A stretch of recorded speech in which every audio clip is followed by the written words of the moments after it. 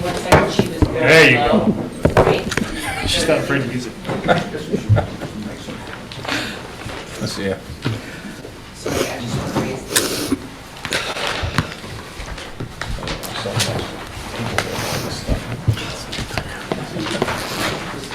Now Janine's getting brave.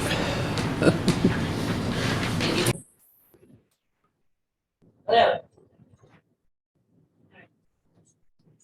I'll be able to hear that. He's out tonight. I am here. Committeeman Hickey, Here. Mr. Giovanni, Here. Mr. Leonard, Here. Ms. Orbana. Here.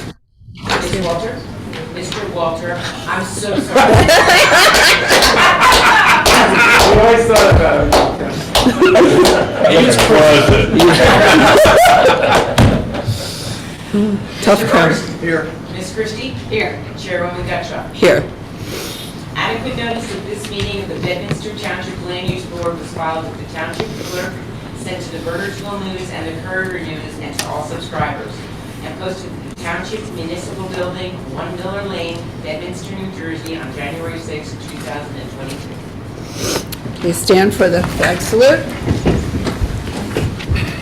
I Pledge allegiance to the flag of the United States of America and to the republic for which it stands, one nation, under God, indivisible, with liberty and justice for all.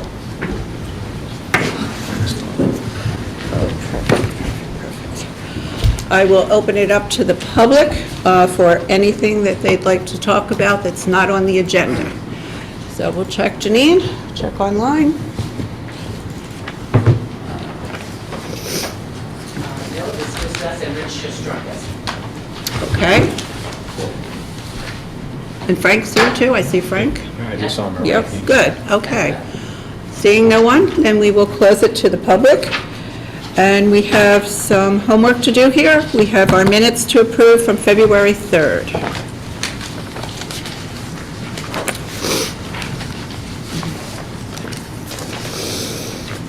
If we hear a motion to approve, I'll make a motion to approve the minutes. I'll second.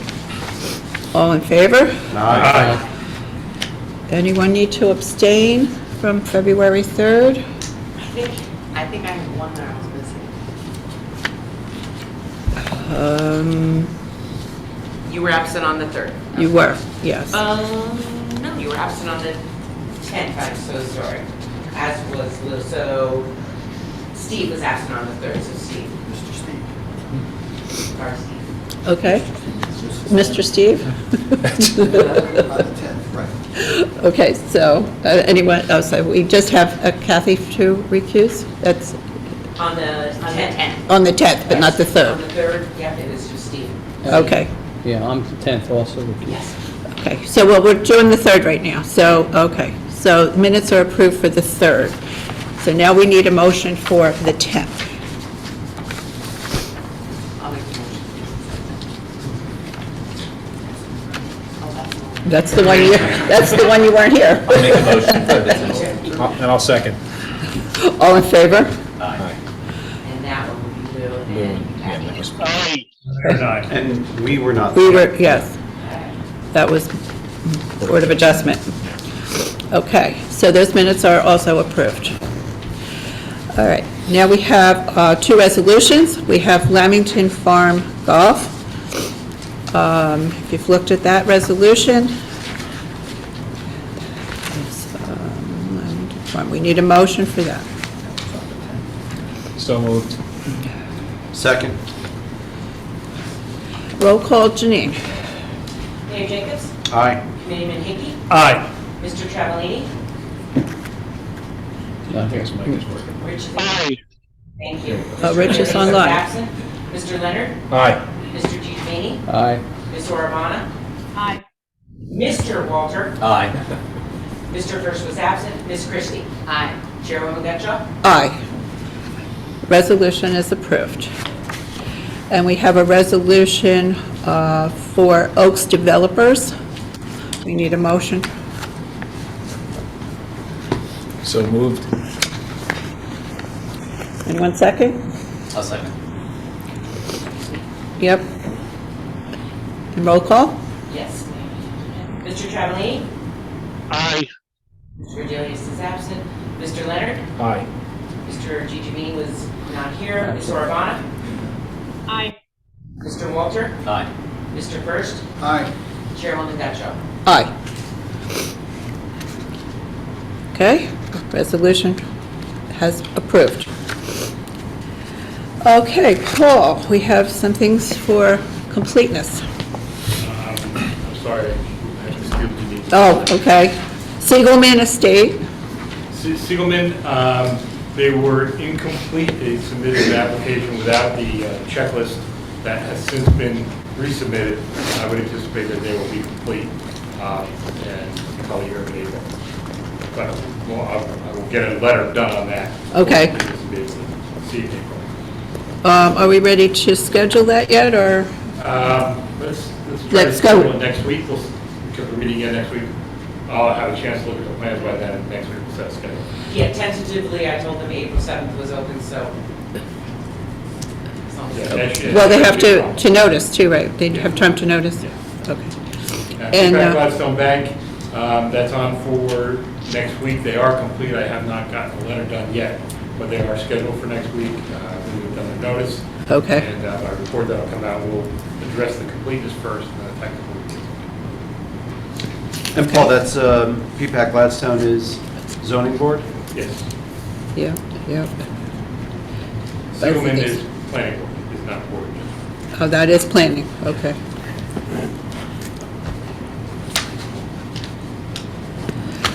Okay, we are going to switch our agenda slightly and go to the Pottersville Fire Company first and hear that.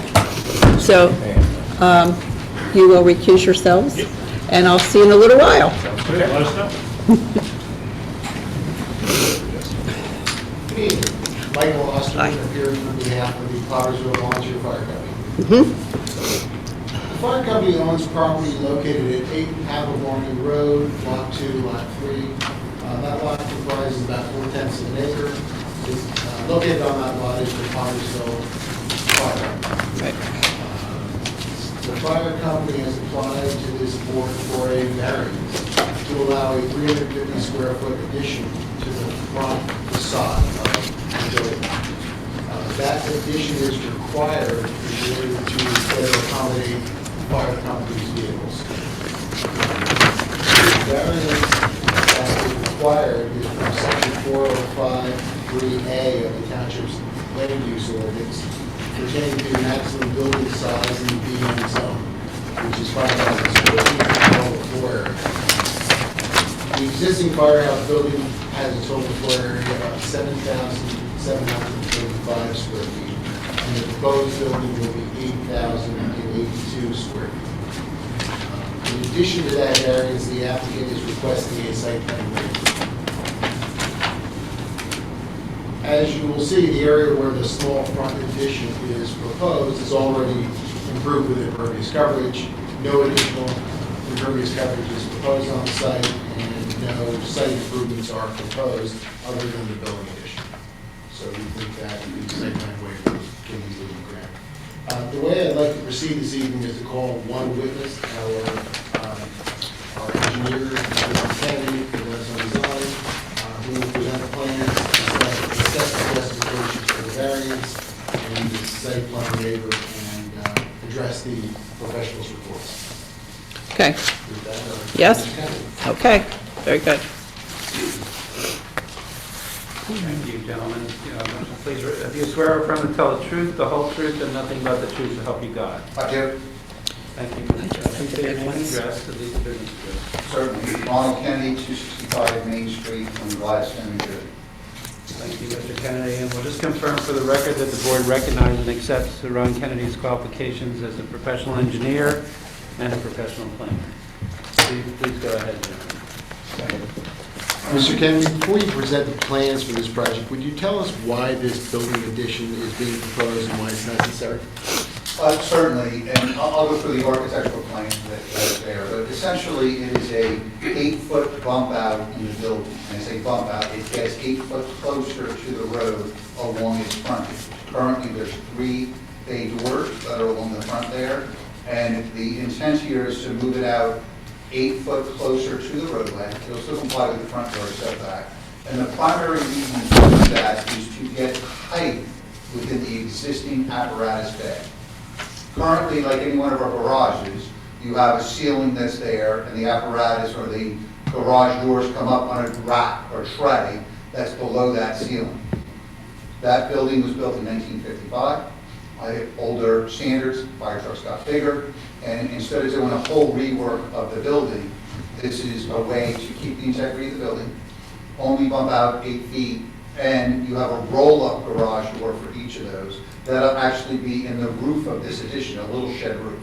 So they came up with a really creative way to not do minimal impact to the plan, minimal impact to the site, obviously minimal impact to cost, by going and moving that 8 foot forward, keeping that in a little awning roof that you can see, a little shed roof that's in the front of the building, in the addition part of it. It'll roll up in that space, and then they'll get another probably 12 inches of height within those bays. The ceiling doesn't change from the floor, existing floor to there, but it becomes more usable, and they can park their vehicles there rather than a wholesale change of building a substantially larger addition that would have to go on. So they figured out a quite creative way to make this work. In doing that, it causes a variance only on the issue of the building coverage. Okay, so because of bumping it out, under your definition, a little interesting is you don't count the floor area for a garage in your FAR ratio, but it does count in building coverage, when in this case, you only allow 5,000 square foot in the BN zone. This is the BN zone.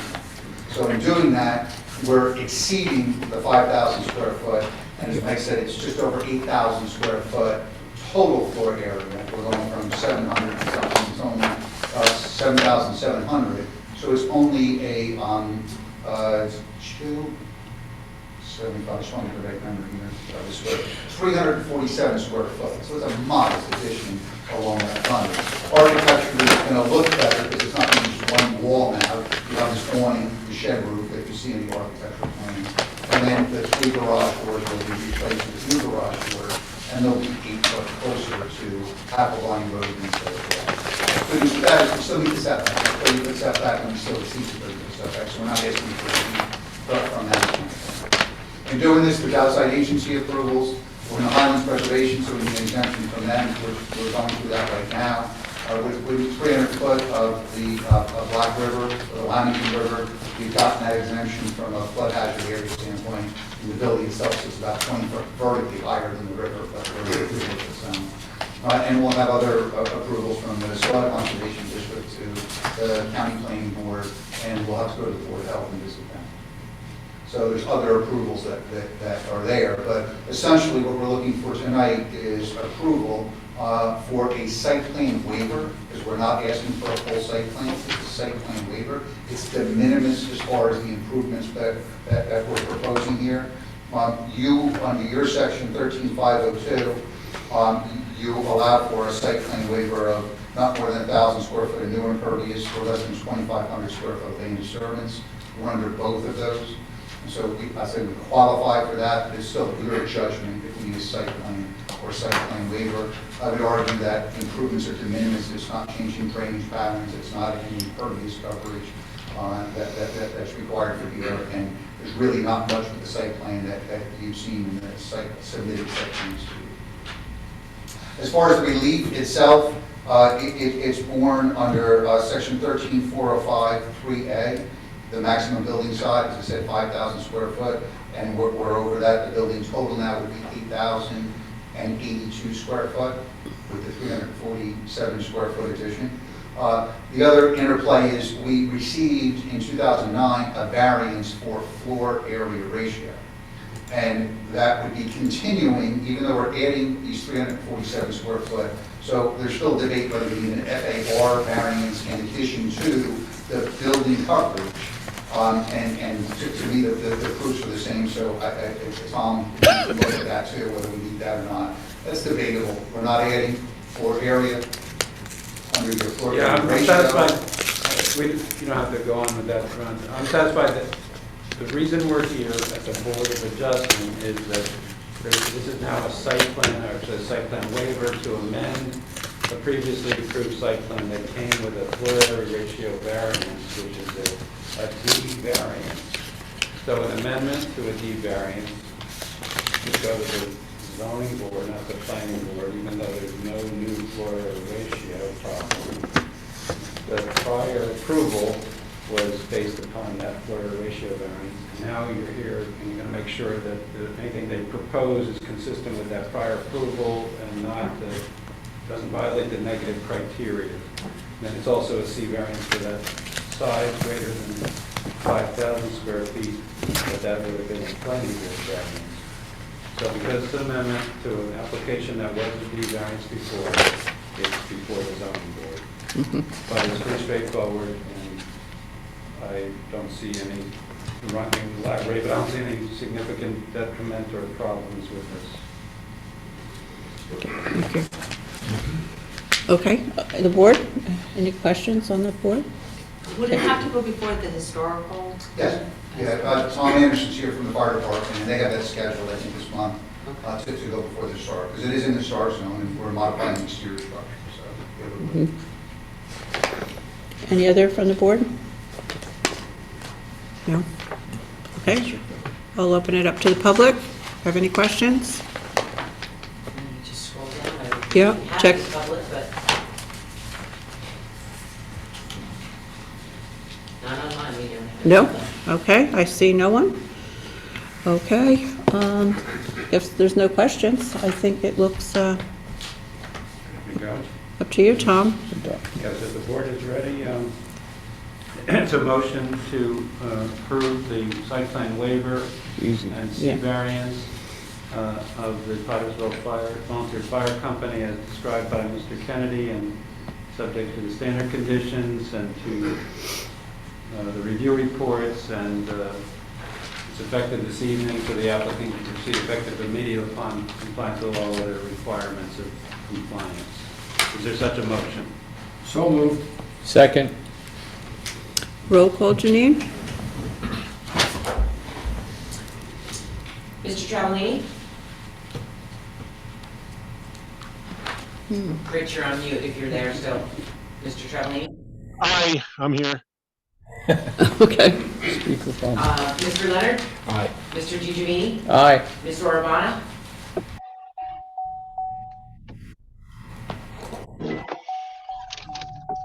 Are you still there? I lost her. Yeah.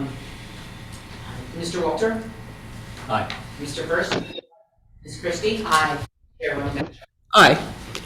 Motion is approved. Thank you very much. You're more than welcome. Thank you. Thank you for your service. Yes. Thank you.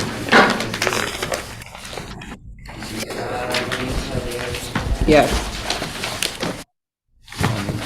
Hopefully they didn't leave the parking lot, it's so very fast. Yeah. Janine?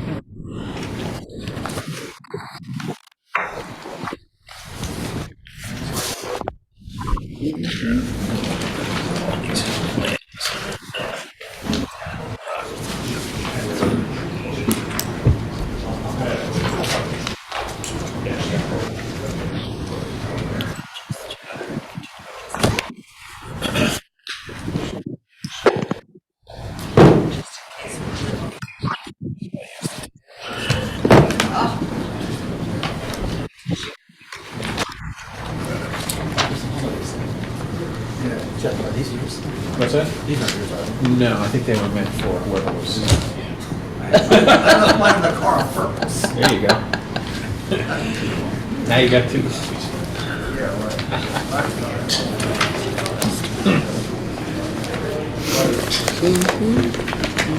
Here he comes. Here comes Rich.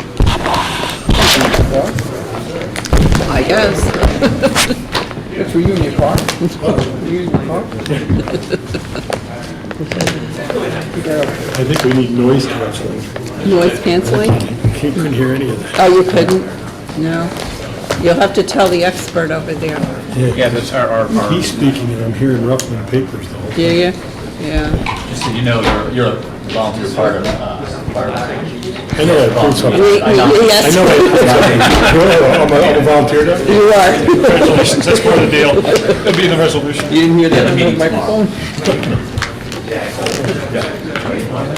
I literally parked my car and voted yes. So I'm going to unfold my set right here. Yeah, that's good. You do that. And you might want to unfold yours. And you too. We'll share. We'll just We'll spread it out. share. We'll share. I'm not used to being on the left. Or on the left side. You know, right. Exactly. You don't strike me as a left kind of guy, Rich. You're on screen, you're in person, I'm confused. Yeah, okay. All right. You're Well, here, we'll see. you were there, you said? Yeah, That it's was amazing. here, the big place. No, it's okay. Well, then that, she wants you. Who's It's that? okay. Oh, this because they maybe save some room on it. Yeah. Robert's in both places. It's his computer. Okay, we can continue now. We have our full planning board back. We're good to go. You're good to go. Good evening. Tom Malman, Dave Pitney on behalf of the applicant. This is an application involving the Fiddler's Elbow Country Club. We've been here a number of times before. Some of you recognize. You've been here with us well, every step of the way. The application site involves a number of improvements to the club. I'll kind of go through them briefly, and Mr. Michelle will go through them in much more detail. But we need preliminary and final site plan approval for a number of additions. A new wellness and fitness building. We're expanding the existing pool building. We're adding a minor golf pro shop addition, which we'll talk about. A new adult pool, some paddle courts, some pickleball courts, a new walk-in freezer, and what we're calling a lodge building, which is 24 guest rooms to be used by members and their guests. For those who were here about 10 years ago in 2012, You put it down. the club got approval for what were then 6 cottages, each with 4 bedrooms, total 24 bedrooms, same as being proposed in this lodge building. But you'll see it in a different configuration. We'll bring you back in time, show you what the board approved 10 years ago, so you can compare it to what's being proposed this evening. But same number of units, just different configuration, and we'll explain why we think this is a better design for the club and actually for the township. We do require some relief. This lodge building is a little taller than the ordinance allows. The ordinance allows for 35 feet. We're at 38 feet, which is a C variance by definition, because we're less than 10% above the 35-foot limitation. We also have some waivers. One of which is this lodge building by ordinance should either be in an existing building or in the clubhouse, which it is not. It's the same issue we confronted 10 years ago when we had the 6 so-called cottages. Again, they were outside the existing building. Could you repeat the reference to the lodge that you said that we needed or addressed with the cottages? I said it's the same issue. 10 years ago, this board approved constructing 6 cottages that were separate structures outside the clubhouse, not in existing buildings. The ordinance requires that these types of structures be either within the existing clubhouse or an existing building. Okay? So it's the same issue, just different configuration. Those 6 cottages were never built. We're proposing now 1 lodge building with 24 units outside the existing clubhouse and in a new building. There's also a waiver on the maximum non-residential floor area. We've confronted this issue before over time as well. We obviously exceeded this some number of years ago, and we've continued to do that, and we'll explain the rationale for that as well. So in terms of witnesses, we have Rob Michello, who's at my left, who also manned the exhibits tonight. We have Jeff Rawding, who appears as an architect and as a planner, and Ken Donovan on behalf of Fiddler's Elbow. So unless you have questions of me, we'll begin.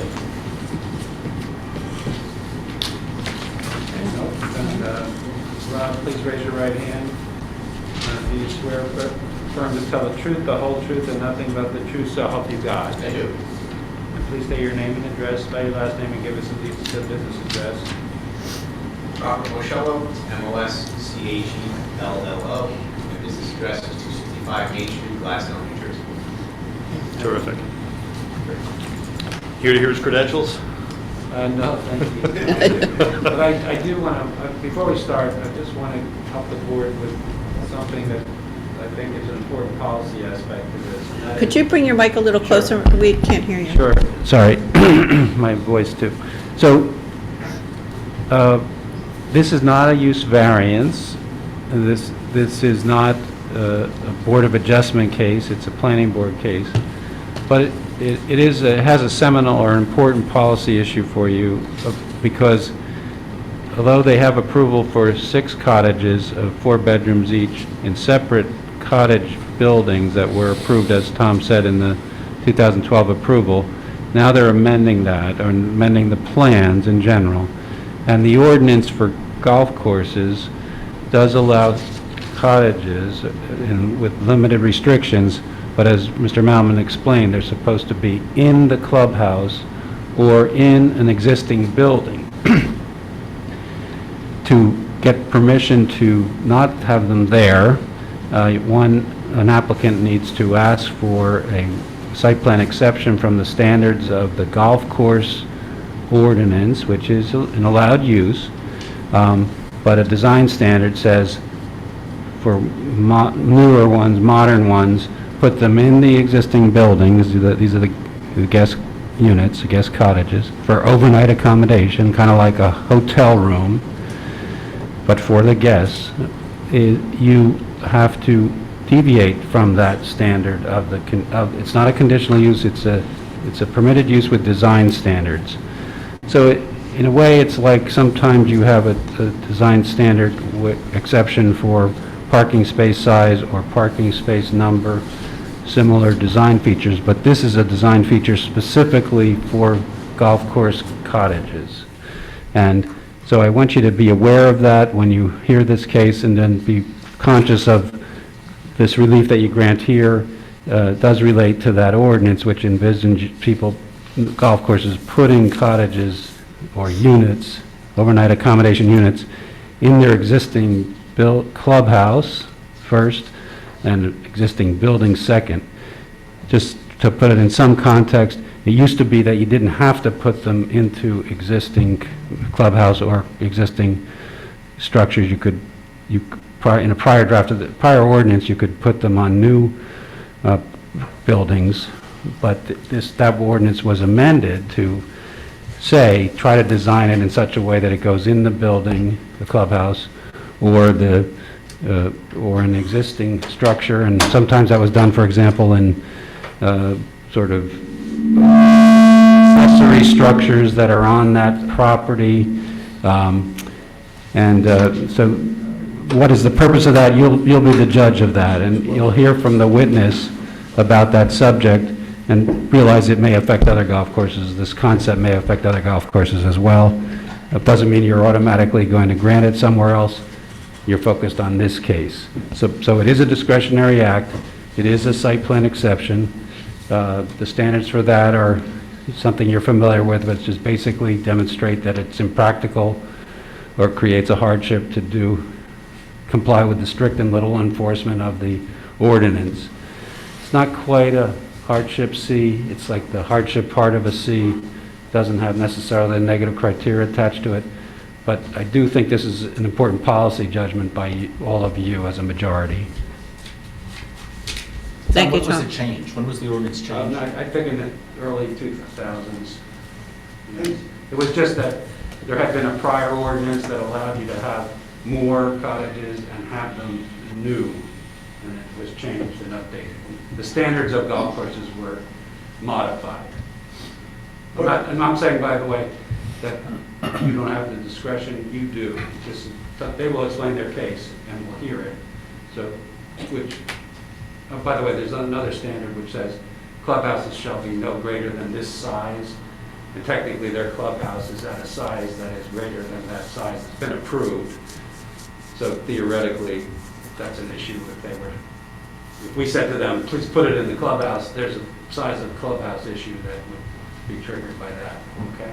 And Tom, what drove those changes that you referenced? Frank could tell you more. My memory is, it's a long time ago, but basically, and I don't want to criticize, but Hamilton Farm Golf Course had an approval with a series of cottages, and that was not necessarily the intent, I think, of the then governing body. So the idea was maybe update this a little bit and try to bring the attention of the overnight occupancy by club members somehow closer to this main structure or in cottages.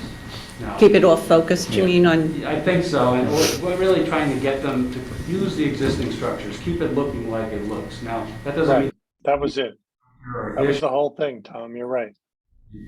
So Frank can maybe help. Frank, you want to elaborate a little on that? Yeah, we're talking about properties where, and maybe Fiddler's Elbow is the outlier, but the other golf courses had a series of very interesting estate-type remnants of buildings that were part of a former life that we wanted to see converted into the new golf course development. So we said either put them in the clubhouse or an existing building, and at Hamilton Farm and at Trump, there were these existing buildings that were available and could have been used.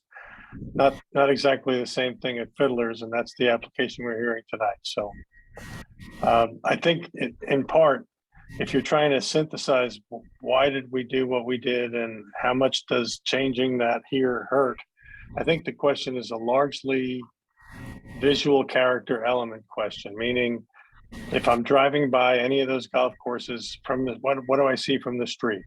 Am I seeing some real change in character? And if you have to drive half a mile into the place to see something, that's pretty different than what you see from the public right away. But the intent was to keep the character as we all perceive it to be in the vein that it was developed as opposed to a bunch of new buildings. I hope that helps. Yes, thank you, Frank.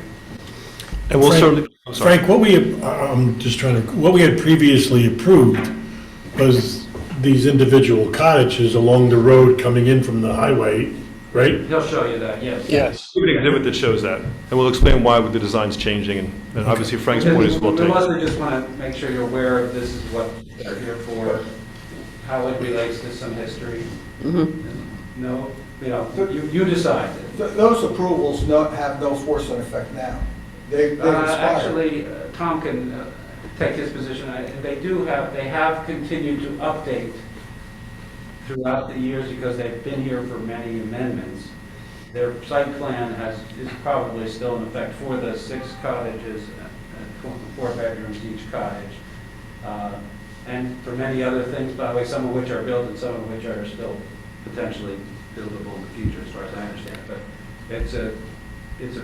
it's a big property, a lot of acreage in Bedminster, but also a lot of acreage in the adjacent municipality, such that there is significant area of open land as part of the golf course, the total golf course use, and that helps you see some of these issues, not so much this cottage issue, but there's a lot of details in the design statement about. Yeah, if I could just ask to add a little bit to what Tom just said. What's interesting about Fiddler's Elbow is those of the board members that have been here for a while dealing with this realize that there's been I don't want to say a radical transformation, but there has been a step up from the golf course opportunity that was available 20 or 30 years ago to the much more full service kind of country club opportunity that's available today. And I would suggest that anyone who's driven by over the last 30 years probably never noticed when all those additional elements were added on the east side of the parking lot that have made it so much more of a place than it was before. So I think part of what we have to do to evaluate this is to look at what is our real concern, because whether 6 separate cottages of 4 bedrooms each, I think that's what they were, or a building, a unified building of 24 units is a better configuration. It may be a question of scale, but it also may be a question of architecture. And if nobody sees it from the road, it may not be the most important question that we're going to hear. So I don't mean to diminish it. I helped you write the standards that said all this stuff. And I'm just trying to make sure we're staying true to what it was that matters about all that. Thank you. Okay. I'll just jump in on the comment regarding the prior approvals. They're still in effect. We could build the 6 cottages with 4 bedrooms apiece. We've opted not to. We'll explain to you why we think this is a better design than the one that was previously approved. Thank you. And Okay. I agree with that. I think all of your professionals agree with that. And that's because they have been here before you for many years, updating the plans and doing certain things and keeping that on the plans and telling us they're viable. Okay? And we'll go through a little of the history as well through our exhibits, to kind of bring those of you who have not been with us for the last 10 years up to speed as to what's been going on out there, if you haven't been out to the club. So, any more questions, or can we proceed with Mr. Michello? I think we can proceed. Okay. So you've been sworn? Yes. All right, so I'm just going to go ahead and share my screen here so I can put these exhibits up. Yeah, Mr. Collins, what's your pleasure on marking these? How would you like to do it? Just as we go through each one?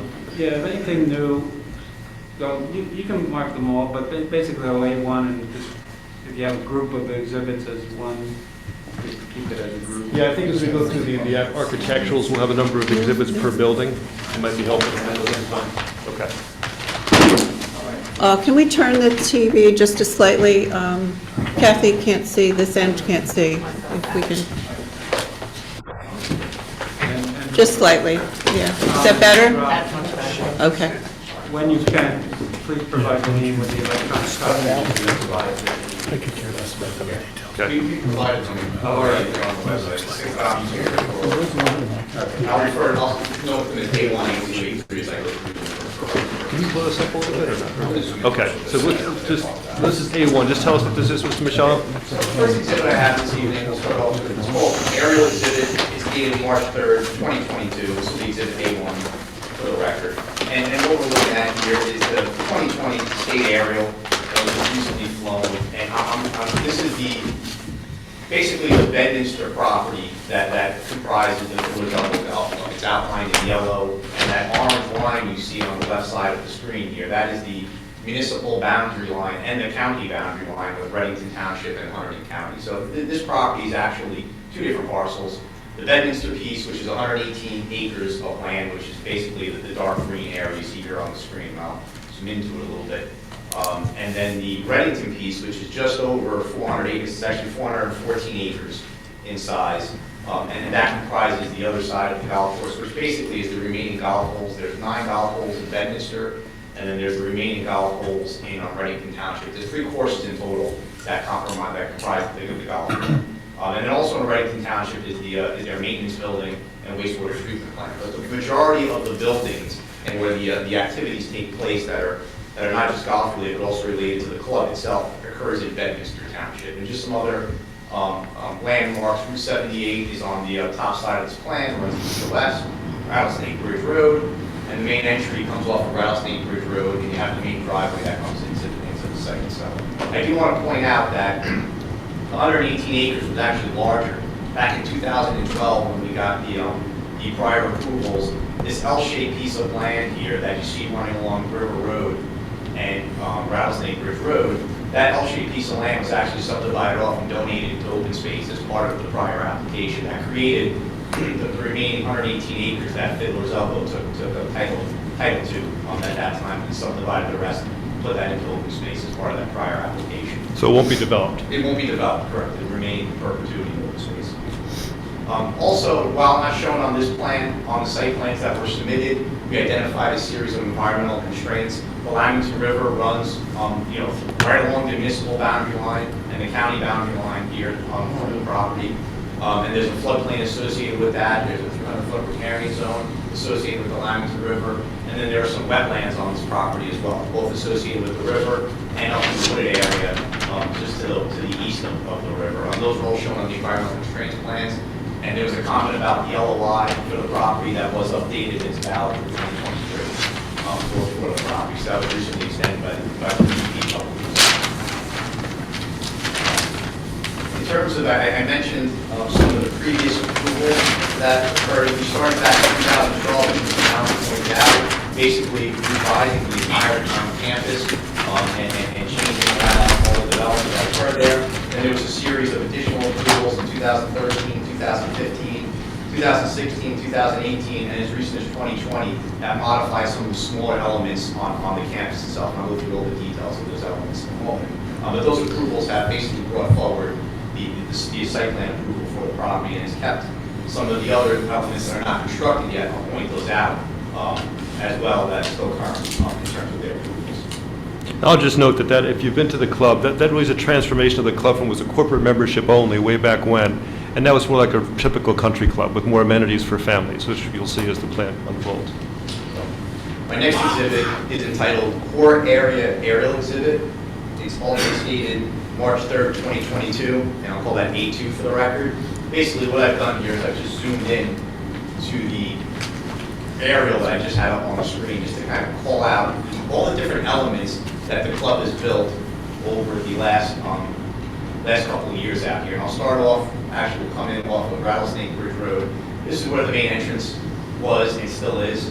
One of the elements that they added was a gatehouse that was constructed when you come in off of Rattlesnake Bridge Road. And then the existing driveway basically remained as it was until you got into what we'll call the core area of the site.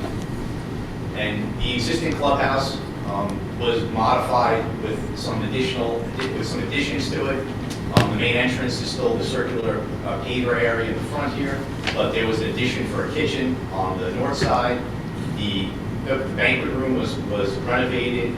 The back door outdoor grill area was renovated. An outdoor kitchen was added on the building. This entire wing that's shown here was the locker rooms that were added, as well as a home expansion of the existing kitchen that was done. And this wasn't all done at once. This was done over a couple of years. All these improvements that are built onto the clubhouse.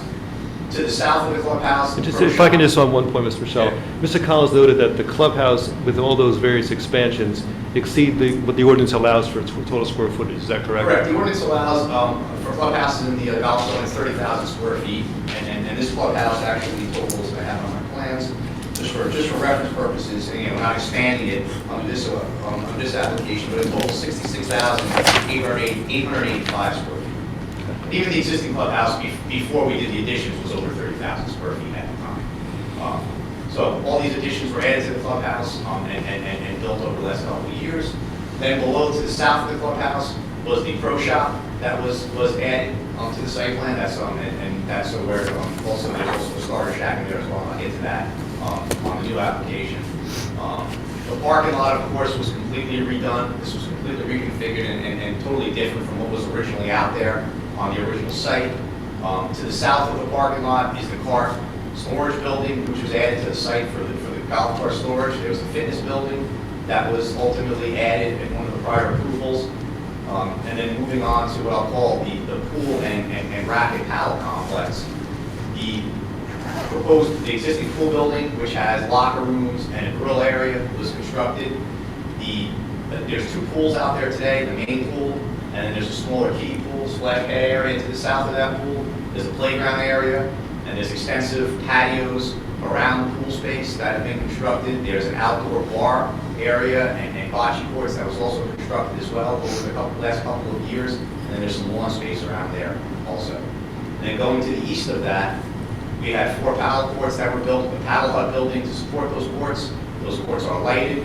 There's 5 tennis courts that were built on the property at the time. Currently, the tennis courts are unlighted, and that's the subject of tonight's application. And then we actually constructed 4 pickleball courts to the north of those tennis courts, and that they were actually in place of the 6th tennis court that was never built out there. So the pickleball courts are installed and being used. And then if you move over further to the east, the entire driving range was constructed as part of the 2012 application, which wasn't on the property before. So that was constructed, and then there was also a small office building / golf academy building that was built on the driving range with training bays, and you'll see that in the architecturals for that building. We're actually doing an addition on that as well. So all these elements were constructed over the last 10 years on the property as part of those prior approvals. There were some modifications to the golf holes, some on-site, some storm drainage in the golf course as well. That was done, but that's ancillary to the improvements that were around the core area of the golf course itself, of the golf community itself. So then moving on to my next exhibit. While you're on this aerial, can you just show where the cottages were proposed? I have it on the next exhibit. Thank you, Rob. I anticipated your question. This will be A3. Yeah, that's why it was Hopefully, Can you, You drag it over.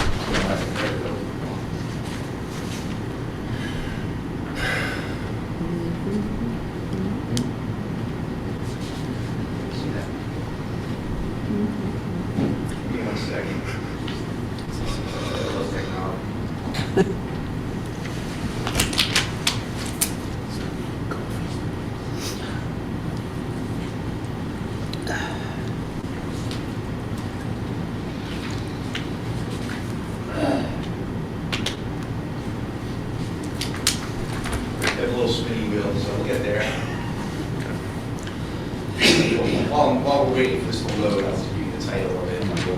So this will be This will A3. be A3, and it's entitled Core Area Proposed Site Plan Rendering. This is actually dated September 13th, 2018. This is an exhibit that we used on one of the prior applications, but it's still relevant to the discussion this evening. So. Thank you.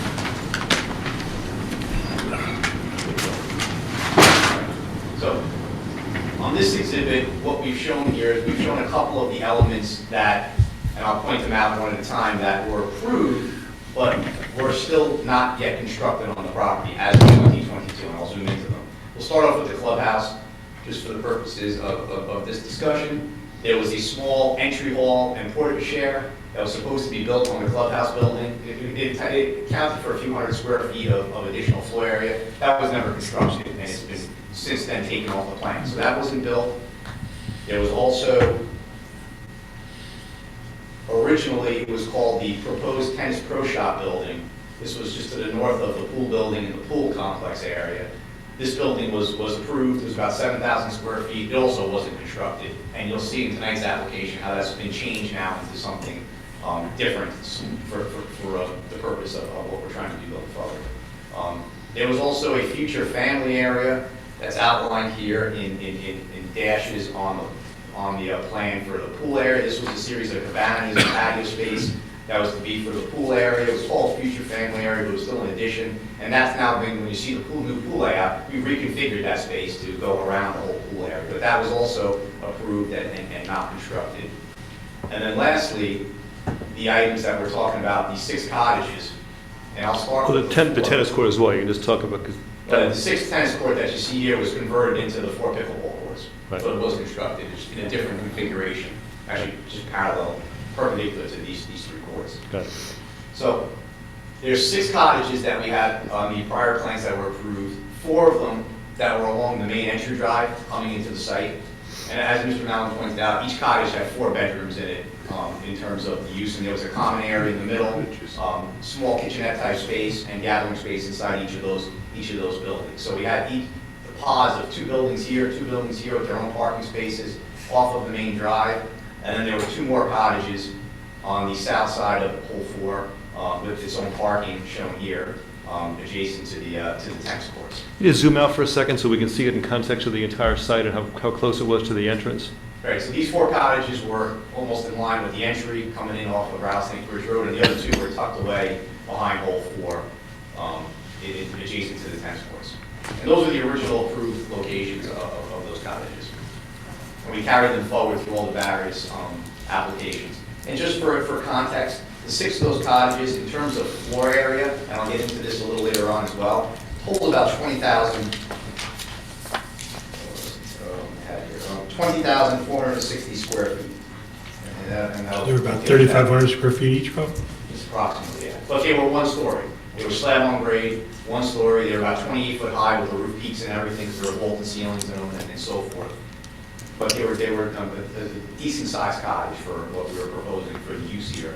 And again, they were for use of members and guests of the club for when they're on the property, whether there was a wedding, an event, or anything like that. It was intended for members and guests only. You said 6 cottages, 4 guest rooms each, no suites in those cottages? Right, they were basically Bless you. 4 different rooms off of what I'll call a common space in the middle that was like a living area with a small kitchenette, and it's eating area, kitchenette area, and a gathering area in the middle, with 4 rooms off of that, basically in a wide, almost in a wide configuration. So basically to work for 6 separate groups, if not families. Correct, you could use it for that. Okay. Right. And each one had its own bath? I don't know if each room had its own bath. I don't remember the exact layout. If there was a common restroom. I think it did. No, It really did. Each bedroom had its own. We'll get that from another witness. Okay. When they're sworn. Okay. Yeah, like the way these were configured, there was a unit, a bedroom here, a bedroom here, a bedroom here, and a bedroom here. And then in the middle was the common space. You know, the door, the main entry here. There's also additional doors on the outside where you could have those units separated if you wanted. So you see a door here and a door here. I'm more focused Functionally, okay, so functionally, you couldn't have like it didn't work for 6 individual guests. It worked for a group of guests. It was designed more for a foursome. It was designed for a foursome. You know, Okay. before people come together, like I'll rent out Okay. the cottage, stay there. And you'll hear from Mr. Donovan about that design and why we think this design is preferable to that. All right. Rob, excuse me, Rob, do you have, including the parking lots and the buildings themselves, do you have a total for impervious coverage for those 6 cottages? Not for them individually. I have the whole overall site impervious coverage. That I can go into. So originally, when this was approved in 2012, we had gotten a variance for lot coverage on the property. Which you get those numbers there, you know, so. 2012? Well, they're 20,000 square feet, right? All 6 of them? Back in 2012, we got a variance for 13.09% lot coverage when only 5% was permitted in the zone.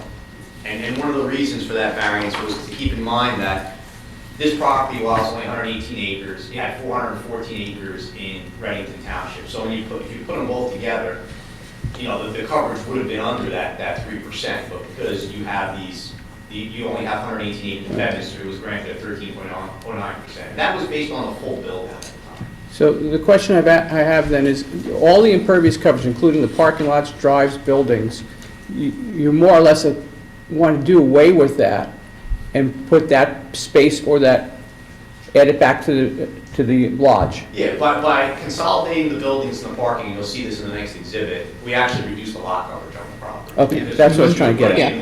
I'm taking what was spread out over, 6 buildings, which was 20,000 square feet, and I'm putting it into a building that's approximately 8,500 square feet. So I'm reducing that, I'm eliminating the parking spaces and drive aisles and things of that nature, by doing it that way. So we are reducing lot coverage, and just the way some other items were consolidated, the coverage went down slightly as well. Overall, and I'll go into those numbers, I go Okay. into the zoning of it, but it was reduced for the property. So, All right, so we move on to what's being proposed? Exhibit A4. So just call this proposed 2022 site plan? And it's Okay. dated March 3rd, 2022. And this rendering is consistent with the plans on file with the board? No Correct. changes? Correct. So it's the same general view that we were just looking at. I'll zoom into it as I go through some of the elements. But basically, we're going to talk about each one of the individual elements that we're proposing on the plan here. And I'll go through them one at a time. So as Mr. Vallon pointed out, we're going for, preliminary and final site plan approval for a series of elements. I'm going to talk about each one. I'll just point them out where they are in general, and I'll go into detail on each one individually. So we're talking about, and I'm going to zoom in a little bit as I do this. This is going to be the new wellness/fitness building that I'm pointing to just north of the existing pool house. We have the existing pool building. Just to go back, that's where the former tennis building is Yeah. going to be, correct? Yep. Then we have an expansion of the existing pool building on both the north and south side. We then have a new adult pool and patio area around the existing pool. We have a small addition to the pro shop. We have the lodge building. Just go a little slower. Can you go a I little think slower? Mr. Collins is getting whiplash going back and forth. I'm almost giving up now. Fast, but not that fast. A fitness building and then wellness center, pool building expansion, adult pool and patio expansion. You see here on the plan. Then we have a pro shop addition. We have the new lodge building. We have the addition to the golf academy building, which is actually underneath all those labels over there. Where is that, over on the bottom right? Yeah, I'm gonna move it over. There you go. Right here. And then we have what I'll call the paddle and racket expansion of the various courts. We're adding 2 new pickleball courts, and we have 3 new paddle tennis courts that are on the plan. And then lastly, we have a minor expansion of the main entry. Is that over? A minor expansion of the main entry drive coming off of Rattlesnake Bridge Road. You're just widening it? We're just widening it, yeah. So to go into the details on each one of those items, we'll start off with what I'll call the fitness building / wellness center. And the architect will have renderings of all these buildings when we get to his testimony. And the layouts, the floor plans, and Correct. Just from a site perspective, this building does take the place of the old tennis building that we talked about previously. That prior building was about 7,000 square feet. This building in total is going to be 15,457 square feet. It's actually 3 levels. There's a basement, first floor, and a second floor level to it. And you'll see that in the architecturals. It includes a series of covered porches around the building with the main entrance coming off of the parking lot. You see here. And then we have two exit ways to the rear of the building, which enters out onto the adult pool area and new patio expansion that ties into the pool bar area that's here as well. And this is basically separated from the remaining pool area, sort of, as we said, the adult pool area for certain uses on the property there. The trellis that's being proposed there as well with that patio space. And also, as part of this building, you'll see in the architecturals, there's a tennis pro shop component that's connected to the tennis courts and the pickleball courts to support those uses on the property as well. The next item is the pool building and the expansion of that building. So we have the existing pool building that was constructed to support the pool area. That building has locker rooms as well as a grill for food service that's in that building now, and a small laundry that's to the north of the breezeway that you enter the pool area. This is the main entry into the pool space. And this building, we're looking to expand it with a laundry addition on the north to support the laundry around the pool area. And then on the south, this L-shaped addition, and you'll see on the architecturals, there's going to be programming space in there for food service, as well as multi-purpose room space. And this actually connects both to the pool area and to a revised play area for the children. So there'll be programming space that can be used by both kids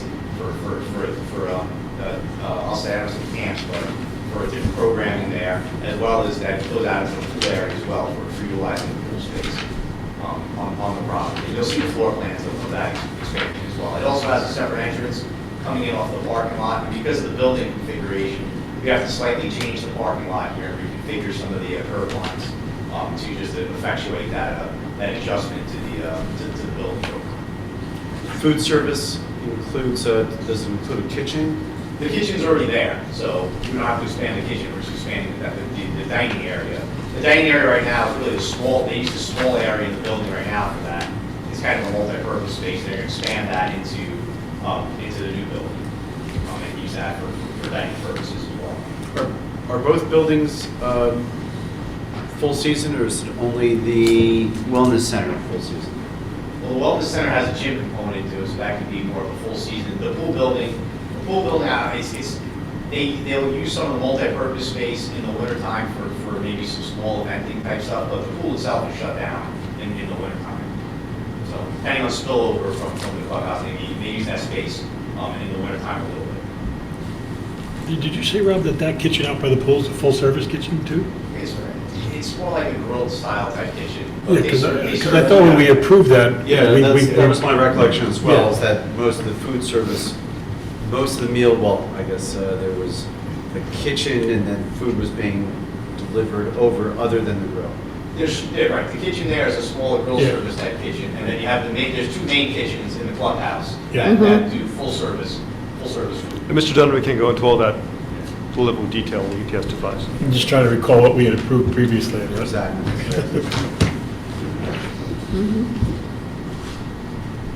Then the other items we're talking about is expanding the pool deck. You remember I showed you that future family area here. Instead, we're spreading that out, and the lighter shade here is going to be the expanded pool deck for additional lawn chairs, and there's going to be canopies or / cabanas on both ends of that. Is that a fence dividing the kids section to the adult section? Is that black? Is that what that is? No, I don't have a fence separating the wall. A wall. High one. Are you accepting membership? Small little areas. There's a little walkway here, and there's these 2 walks here. So there's some separation. Oh, all right. You can see one here, but there's a fence that goes around the entire, this entire complex, because the buildings and the fencing has to separate it from the rest of the property for purposes of separating the pool.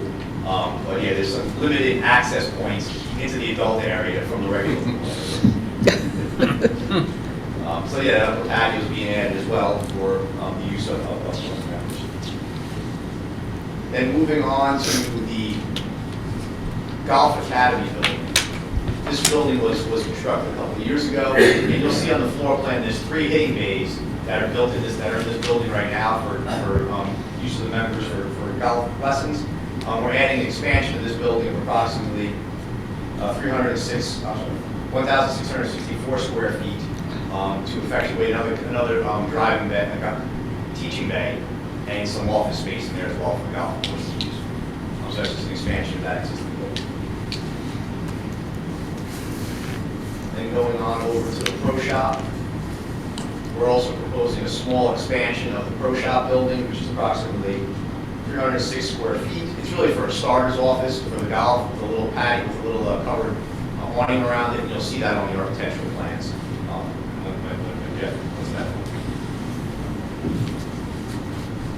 Then on the back of the clubhouse building, we are proposing a outdoor, which is basically a walk-in freezer, which is an expansion to the outdoor kitchen for food service for the outdoor kitchen that was approved and constructed as part of the original improvements on the property. It's this appendage that you see here, and we're asking for this small addition, which is approximately 159 square feet in size. It's really a freezer for holding, food and stuff like that for the kitchen itself. It's actually going on an area that's pretty much paved already, except for a small portion of lawn, and it's just an expansion of that kitchen use there. One thing about this building is it wasn't pointed out on the plans, but I wanted to point it out this evening for the record. We are going to have to request a setback variance for this structure. Originally, the outdoor kitchen received a setback variance. There's a 200-foot rear yard setback. You can see the dimension right here, 200 feet from the property line to the setback. The outdoor kitchen was approved. It got a setback. It was granted a setback variance. And we are also need a setback variance for this building as well.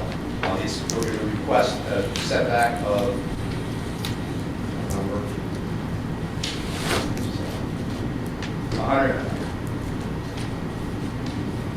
182.2 feet, where 200 foot is required, and I'll go through that in zoning in a little bit more detail. You just zoom out so we can see the perspective. And that's the county-city border, right? Right, this dark line right here, as you see, that's the municipal boundary line with Reddington Township, and it's also a common property line, because the club owns both sides. So it's really an internal, almost like an internal lot line for us. It is. But remember, we only have jurisdiction over Bedminster, which is the 182.2 feet. What's the current setback of the current kitchen or the improved? It's 195.8 feet. So we're going from 195 to 182 in round numbers. Correct. Weren't you going to have a freezer somewhere in the building in the prior plan? I thought there was a freezer proposal. And on the prior plan, we expanded the kitchen itself, but that's on the other side of the building. That's actually in this area where my pointer is. This whole area was filled in with an expanded kitchen, and there's a refrigerator and freezer in that area. Yeah, as part of that. There used to be that used to be where the bakery was, where there were outdoor walk-in refrigerators and freezers that were removed and consolidated into the building for the main kitchen. So what does this serve? This serves the small outdoor kitchen. Can you just use your cursor and show us what it is? So this There it is, Tom, you see it? kind of oddly shaped building right here is the outdoor kitchen. And this freezer would serve that, so they don't have to move stuff from the main kitchen out there all the time. They can keep it stored right where they're cooking it. And this service is basically, there's an existing patio out here where there's tables and chairs, so it acts as a grill room for quick serve food as opposed to the main kitchen, which is more dining.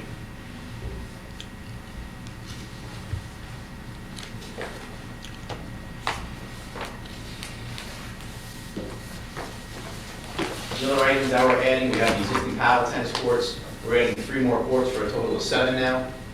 So we're in this general configuration to the east of the existing courts. We have to relocate the cart path around those courts, but we're adding 3 more courts there for a total of 7. And then we have 4 pickleball courts that were previously approved. And we're going to add 2 more courts to the west of the 4 existing courts for a total of 6 on the property. All the courts, and I'll get into this, I have an exhibit, all the pickleball, all the paddle tennis courts are proposed to be lighted. The existing ones are lighted now. We're also asking for approval to light the tennis courts as well. I'll go into that in a little bit more detail on a separate exhibit. The last item we're asking for approval tonight on is the lodge building. So this is the building where we're consolidating the 60 lodges and 24 units into one building. This building is approximately 30,586 square feet. And as you'll see from the architecturals, there's a basement, first floor, second floor, and third floor. Could you just run that number again one more time? Yeah. 30,000 what? 30,586 square feet. Does that include the basement? Yes, that includes the basement. But the basement, well, we architect, but it's for storage, correct? Isn't Correct. So the basement is approximately, around numbers, 8,500 square feet, which is basically the footprint of the building. So the footprint is 8,500, okay. So the basement is really, truly for storage, and given the type of usage you have on the property, they can never have no storage on a site like this. You know, they can store seasonal items down there, things of that nature, but they can never have no storage on the site. So it's pretty much for the back of the house, storage used for the club itself. First floor, second floor, and third floor, as you'll see from the architecturals, that has all the units or suites, as we call them. For the lodge. So just in round numbers, it sounds like if you take the basement out of that calculation, roughly 22,000 square feet of, call it, usable space for the... Correct. So if you compare that 22,000 square feet of usable space, which includes common area for meeting, there's some office space in there for staff, there's bathrooms, there's your hallways, all those types of items. Those 6 cottages were approximately 20,000 square feet. So in general terms, it's almost the same size when you think about it, but we've consolidated it into one, basically, one structure as opposed to having 6 smaller structures on the property. Would it be safe to say the footprint, though, has diminished? Because you're telling me Yeah. the 6 cottages were, Right, 6 each cottages. were just one floor, and that Right, represented but- 20,000 square feet. Right. This is going to be 30, but it's going to be 3. You're looking at about an 8,000 square foot footprint. That's correct. Is that correct? Yes, Okay. 8,500 square feet. Okay. And of course, we're going to reconfigure the driveway entry slightly and provide a drop-off area for carts and the like, or for a vehicle pulling up to the building in terms of the operation and use of the building. We're adding some additional parking, and I'll go through the parking numbers in a moment for the site itself, but we're making some modifications to the driveway to support the building. The main reason for shifting the driveway over slightly is this black line you see on the plan here. I'll zoom into it a little bit more. This black line represents the riparian zone from the Lamington River. So we need to stay outside of that for purposes of approvals for this building. So we didn't want to disturb that area, so we designed it in such a way that it'll fit in here, moving the driveway over slightly to accommodate space on the property here. Could you just run those numbers? So the footprint is 8,500. Yes. You have a full-size basement, first, second, third floors? Yes. So 4 floors at 8,500? No, the second and third floors, because of the way they're designed with the building, you'll see this in the elevations. It's not 3 floors all the way across. The floors get smaller as the building goes up, and with the peaks of the roof on the third level. The second floor is 7,200 square feet. The third floor is 5,200 square feet. So they get smaller as you go. Okay. And then there's a patio for 1,100 square feet. That's on the first level. But the way it's designed is it's not all 8,500 square feet across all the levels. Can you zoom out, Rob? I'd like to just compare where this location is relative to where those cottages were in the prior plan. Right, so the cottages, the 2 cottage buildings were, where my pointer is here on the plan, where I'm circling, there were 2 cottage buildings here, and then the other 4 cottage buildings were up along the driveway in this general area here. So sort of the bend in the driveway, Yeah, if you the will. bend in the driveway is here. So we've basically taken these cottages that were further away from the core areas, I like to refer to it, and brought it closer to the complex, to all the activity that's occurring on the property. And just from a context of location, this building is now approximately 1,500 feet from Rattlesnake Bridge Road. So it's basically about a whole floor and then some from Rattlesnake Bridge Road. And from a view shed perspective, given this location and where it is on site and the vegetation in front of it, in the summertime it's screened by the existing deciduous trees that are there. In the wintertime, you might see some very filtered views of the roof of the building, because you can actually see some filtered views of the clubhouse as well. But those filtered views, you only have a very small, I'll say, opening here along Rattlesnake Bridge Road where you can see down into here. And if you're not looking real hard to your right when you're driving, you can't see the clubhouse unless you stand there and look at it for an extended period of time. And even then, it's very small, off in the distance.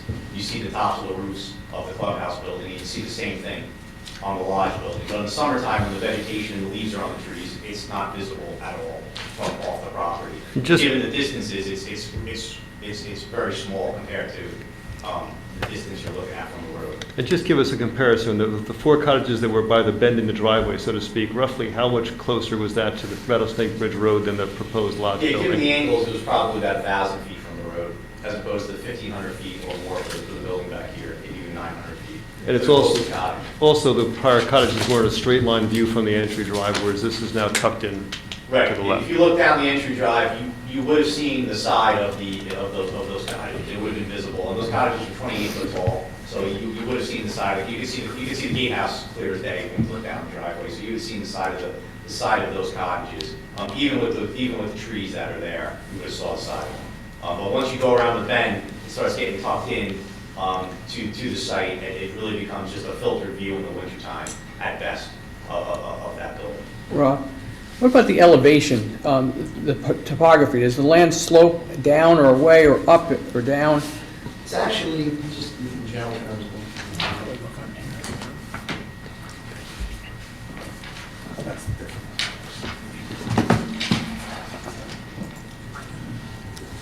Basically, my question is from the street, is the... It's actually, the way it comes in, the driveway actually slopes up a little bit. So the high point in the driveway is about midway in the driveway, right about my pointer is here. Okay. So it comes up about 10 feet or so. It doesn't look like it when you look into the site, but it does come up. And then it starts going back down again. So the elevation back here where the site is probably equal, it's about equal to or less than the elevation around Rattlesnake Bridge Road. It's actually starting to drop off. The clubhouse is lower. The clubhouse is actually tucked in the back, and it's actually slightly lower. But the elevations are dropping off. So you have almost like a high point through the middle here of where Balfour floor is, and then it starts dropping off as it goes towards this new building and the clubhouse, and it's worked down to the road. Okay. Yeah, elevation does help in minimizing what you might see into the property. Right. You can't see the clubhouse from the road anyway, right? No, I've never been able to. Hey, Rod, question for you. Since I can't see that little box in the bottom corner, in terms of, you've got 9 additions proposed, but you're taking away the 6 cottages. What's the net out with respect to the lot coverage and the square footage? The lot coverage for the overall property does go down from where we were with the original approval. So just in general terms, the original lot coverage on the property was, hold on a second. The original approval was for 13.09%, which was a variance, and we were at 677,000 square feet roughly. This application with all these changes and the modifications we're making, we're going to be at 643,184 square feet for lot coverage. And that's 12.42%. So it's still in excess of the 2%, less than the 13.09 that was previously approved. And then from a floor area perspective, this is now summing up all floor areas of the property on the site. You had 120,000 square feet in your cut? Sorry, 120,000? we were originally at 120,559 square feet, okay? And with all these additions and modifications, we're gonna end up at 154,818 square feet. Now, based on the lot area in Bedminster, that puts you at 2.99% FAR, which basically maxes out the floor area, the development potential of this side of the property based on FAR in Bedminster. Just one correction, you mentioned the prior cover or floor area was 120,000 roughly. That was the 2012 approval, correct? Yes. But since then, there were a number of additions that actually increased that number to, I think, about 127, 128,000 square feet. Well, actually, in 2020, that was the 2020 square footage, Tom. Okay. And when we did in 2020, there was some discussion about that fitness building, that was the tennis building at the time.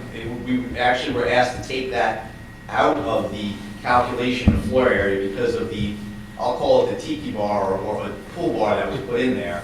So we removed that 7,000 square feet from the number, and we got 120,559. Okay. It was actually 127,000 and change roughly, but it was, we took it down to 125,559. That was on the approved plans at that time. Okay, thank you. Rob? Madam Chair, FAR.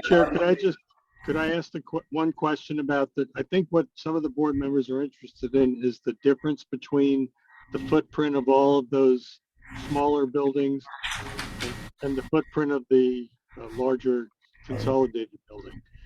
And I know we talked about a lot of different changes to the total coverage, but if we compare those footprints, Rob, can you tell us what those differences are? Yeah, so the footprints of all those cottages was, as I pointed out, because they were all one-story structures, it was 20,460 square feet. Actually, I'm sorry, no, it was 18,100, and of course patios, so 18,180 buildings, and we had a series of patios on those structures. So when you add them both up, it was 20,460 square feet. But the 18,000 square feet you're talking about is 10,000 more than you need now, right? Yeah, because this building, the footprint for that is about 8,500 square feet. I got 1,000 square feet patio, so 9,500 square feet roughly of building and patio compared to 20,000 square feet of the cottages previously. So 10,000 square foot difference. Yeah, thank you. I needed some clarity there. I appreciate it. Okay, I'll go back to my FAR question, because we're starting to get lost in the numbers, because there's just a lot of numbers. The FAR, you said you finish up at 2.99% of the property, and is the, the question I have is, what is the code for that? What's the zoning in FAR? 3%. 3%, so we're 0.01% below the max? Correct. Okay. Isn't the real difference between the 6 cottages and the one structure with the 24 rooms, it's really a use issue, right? Because typically those cottages are for foursomes of golf, and that's a compatible use to having 4 golfers who are playing together, as opposed to 24 rooms in a lodge, which is compatible to golf and compatible to events of any kind that you could have. So you're really expanding the utilization of those. I'm not saying it's wrong, I'm just saying it's a different, it's a different type of use, whether it's categorized differently in a zoning ordinance or not, it's a different purpose. To a certain extent, yes, it is. When this was originally put together in 2012, the thought was cottages for foursomes. But at the same time, those cottages, even though they were somewhat spread out, you could still have an event and have somebody rent out all 24 units in those cottages. They just wouldn't be consolidated in one building. But you may hear from Mr. Donovan that the business model in terms of how these cottages are used, not only here but on other golf clubs, not just in Bedminster but throughout the U.S., it's changed a bit in terms of how they're looked at things. So by consolidating it and what they're looking to do with how the property functions, it still gives you that. You can still rent out, Foursome can still rent out 4 units in the building. They're just going to be renting it with other people as well when they use it. But it does allow them to have, if you have a large event and a wedding, they want to rent out the entire building, they can all be in one building together, and it's But also has more efficient use of the common space.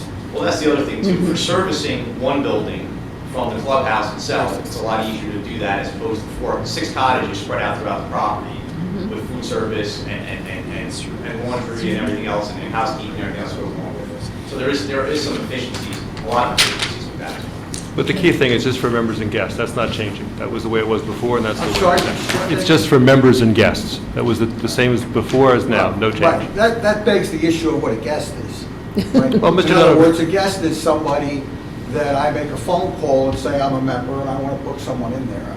That's okay. Mr. Donovan. I know how that works. Mr. Donovan. We don't need to get into that. You don't want to take me down that road. Rob, real quick, and maybe the architect will address this. The application identifies 24 guest rooms, suites. Can you just give us an understanding of the suite versus the guest room? I think that's going to be Yeah, better. we'll show you the floor plans. I think you'll see how that's going to function and how that operates in the building itself. I do want to point out, just some questions about trash and how that's going to be managed. Just from the way the property operates, there's an existing refuse area and loading bay on the clubhouse. That's where most of the trash is managed from. This building, while there'll be internal trash collection, of course, from the rooms, everything will be brought back to the clubhouse and managed there for leaving the site for trash deliveries. There's no separate loading area on the building for things such as that. The club will use their own internal vehicles, carts and things like that to move trash and items to and from the building in terms of operation. Is there some sort of central storage in the building of waste? There's utility rooms and things like that. The architect will be able to explain that a little more. But that'll be stored and then transferred back to the clubhouse as needed. Okay, well, here's a hard one for you. So, from an engineering perspective, is there some technical engineering reason why you're not adding the lodge just as a wing of the clubhouse? Engineering wise, maybe, I know there may be others. There are environmental constraints around the clubhouse. Probably by just over 50%, 60% of the clubhouse is within the 300-foot riparian zone. Yeah, I noticed that. And that's a new 300 feet, right? It used to be 150 feet, and now it's... I forget when they changed the C1 designation of the river, but it's 300 feet now. You see the line, this dashed line on the plan here. Right. It goes right through the clubhouse. And so, in order to do additions and improvements inside that, we're limited to the amount of square footage we can truly do there. So to do an appendage, let's say to the north side of the building here, would have more effect on golf and everything that's over on this side of the building, as opposed to constructing a new building further away from it and outside of the 300-foot buffer. And then in the front, you have the D building directly adjacent. So the D building, what is the D building? The D building? They're looking at the site plan. I think it's to the left of the clubhouse. Well, D you're referring to is the designated hatches for the pro shop building. Yeah. That's to the south of the clubhouse, so we really can do an addition on there. And that's built, right? That's built in. No, I know you couldn't, but on the other hand, okay, so you're asking for a waiver from the flood hazard area for the freezer box or freezer? Yeah, we're gonna have to get a permit to do that, minor disturbance, and that's an area that's already disturbed. It's an area that's already disturbed. Yeah, it is long. It's modest in size, and you're probably saying it's using an existing disturbed area to put a modest addition on, right? So, But to do an addition of that size, building on the existing clubhouse would be, I think, very difficult to obtain that permit from the DEP for that. And one other item that I haven't brought up yet that I was going to touch on when I get to utilities, but I might as well bring it up here because it does affect the lodge building itself. When we got our approvals in 2012, we had to amend the wastewater management plan, sewer service area on this property to include the buildings that are around the pool complex, the paddle building, the driving range hut, the car barn building, and so forth, including those cottages that we showed previously. We had to get that wastewater management plan amended to include those buildings. And one of the things that... In 12 or 15? 12. In 2012. And when we went through that process, when we got the original amendment, before the cottages wasn't included at the time, we had to get a land use permit from DEP to disturb the repairing zone for those cottages. We held off on doing that at the time, and we just amended the area for the 2 existing cottages, the rest of the pool area. But to go in and get the wastewater management plan amendment to include additional area within the repairing zone, or if we were doing an addition on the clubhouse, would be very difficult for the DEP to do. So that's why we also located it outside of the repairing zone where it is on the plan. And we do have to go in and get the amendment to include the lodge building in the sewer service area as part of the sewer area for the site. The flows were accounted for but the building has to be included in the sewer service area. So the sewer service area isn't the whole lot, it's a delineated section of this lot. It's even tighter than that. It's actually areas that are around some of the individual buildings. There's an area around the clubhouse, there's an area around the pool complex, and there's actual small areas just around each of those individual buildings. Almost like if you took a string and wrapped it around the building. So they really didn't give us carte blanche to do stuff wherever we wanted on the property. They really wanted to make it tight so we can only do buildings in certain areas on the property. So I think if I remember correctly, the entire sewer service area is about 6.5 to 7 acres for a 118-acre parcel. So they're really kind of limiting us to where we can do development. So we're going to take that 6.5 acres and adjust it a little bit. We're going to end up with the same amount of acreage, just in a different configuration. And that's only relevant to the lodge building, not the balance of the improvements we talked The other about? improvements are all within the sewer service area. So we couldn't build a lodge until we had this DEP approval? Correct.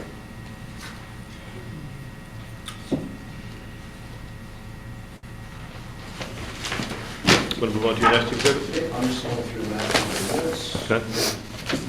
Just want to talk about some parking numbers, just for the extra for the record. When we got the original approval, we had 532 parking spaces approved on the property.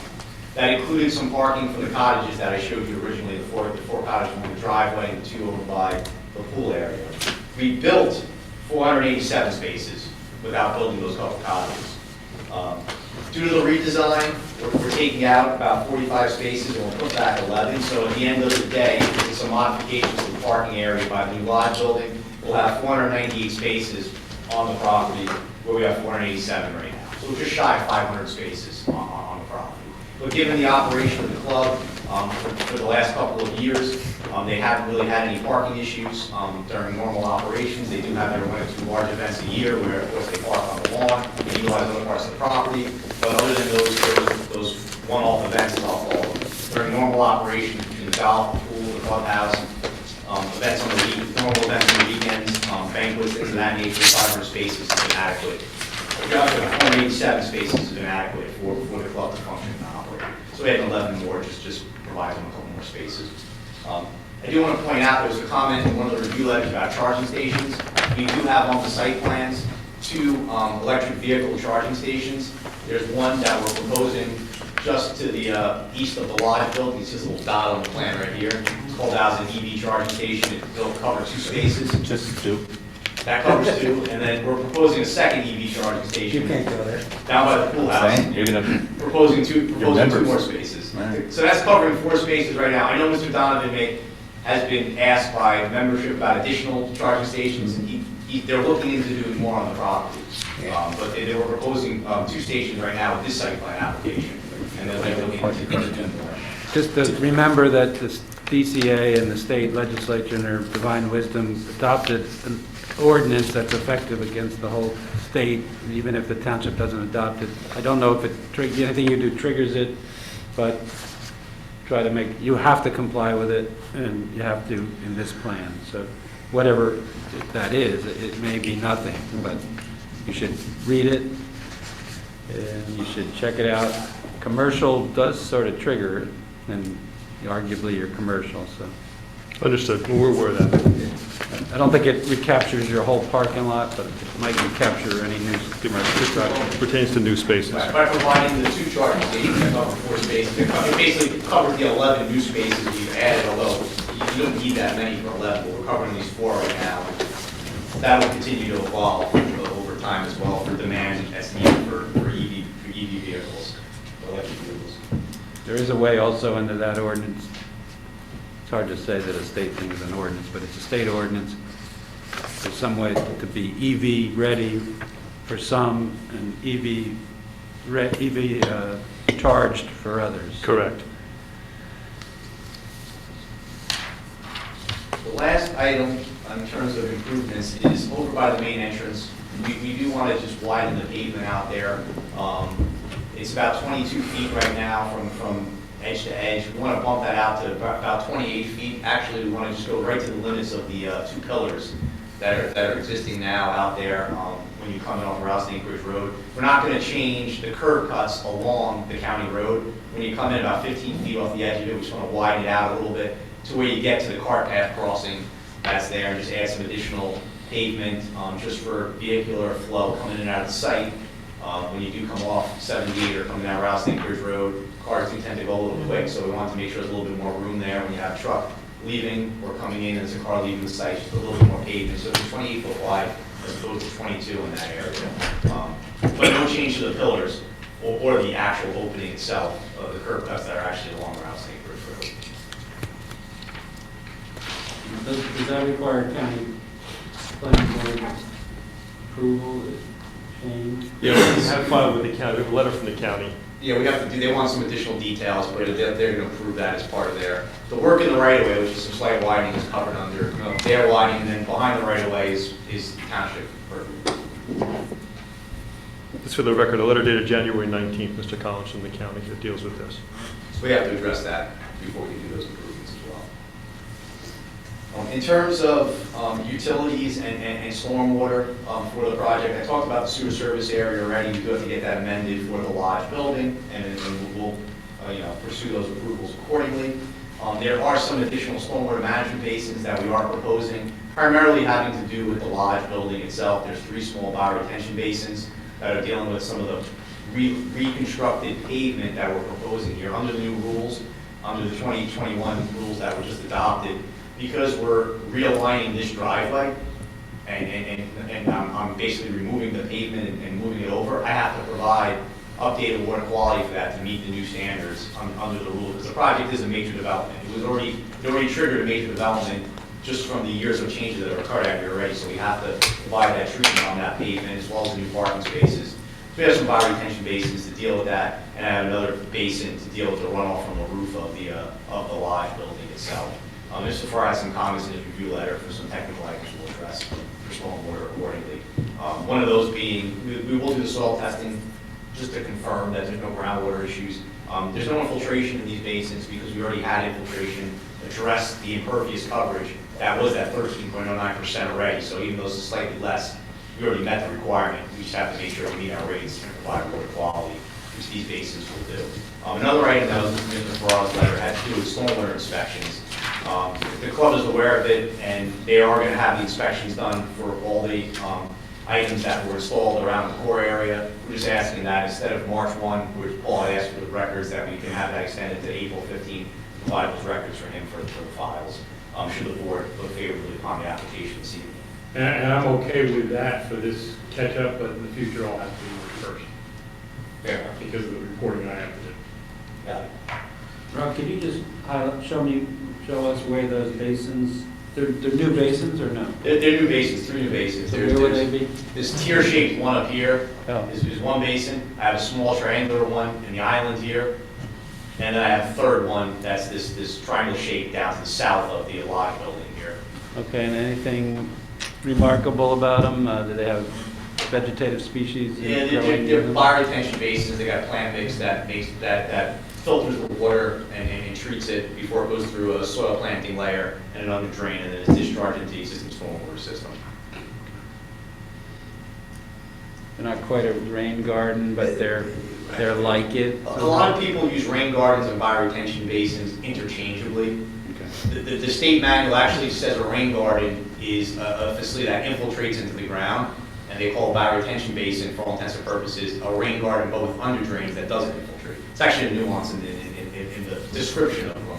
They both, other than recharge, they both do the same thing for water quality.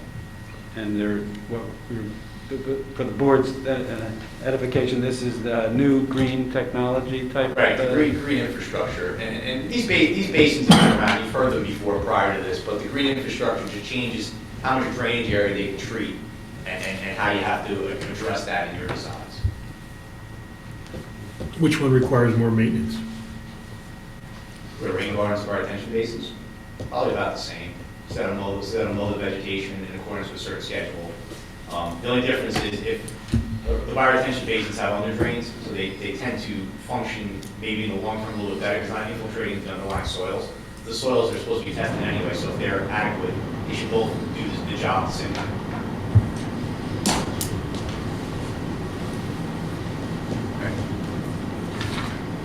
Besides utilities, Lastly, I well, everything. Landscape and lighting. I do have any exhibits on the next exhibit. This would be A5. A5, yes. And this is a lighting plan? Yes, it's a lighting plan. It's entitled Lighting Exhibit, dated March 3rd, 2022. Essentially, what I'm showing here is we'll have to see the different courts, but we are proposing to, number one, light the 3 additional paddle tennis courts, which are shown on the plan here. If I zoom into them close enough, you should be able to see them. 1 court, 2 courts, 3 courts. They'll have the same LED lighting, same height as the 4 existing courts already that are out there. We are also proposing to light the 5 tennis courts that are out there now.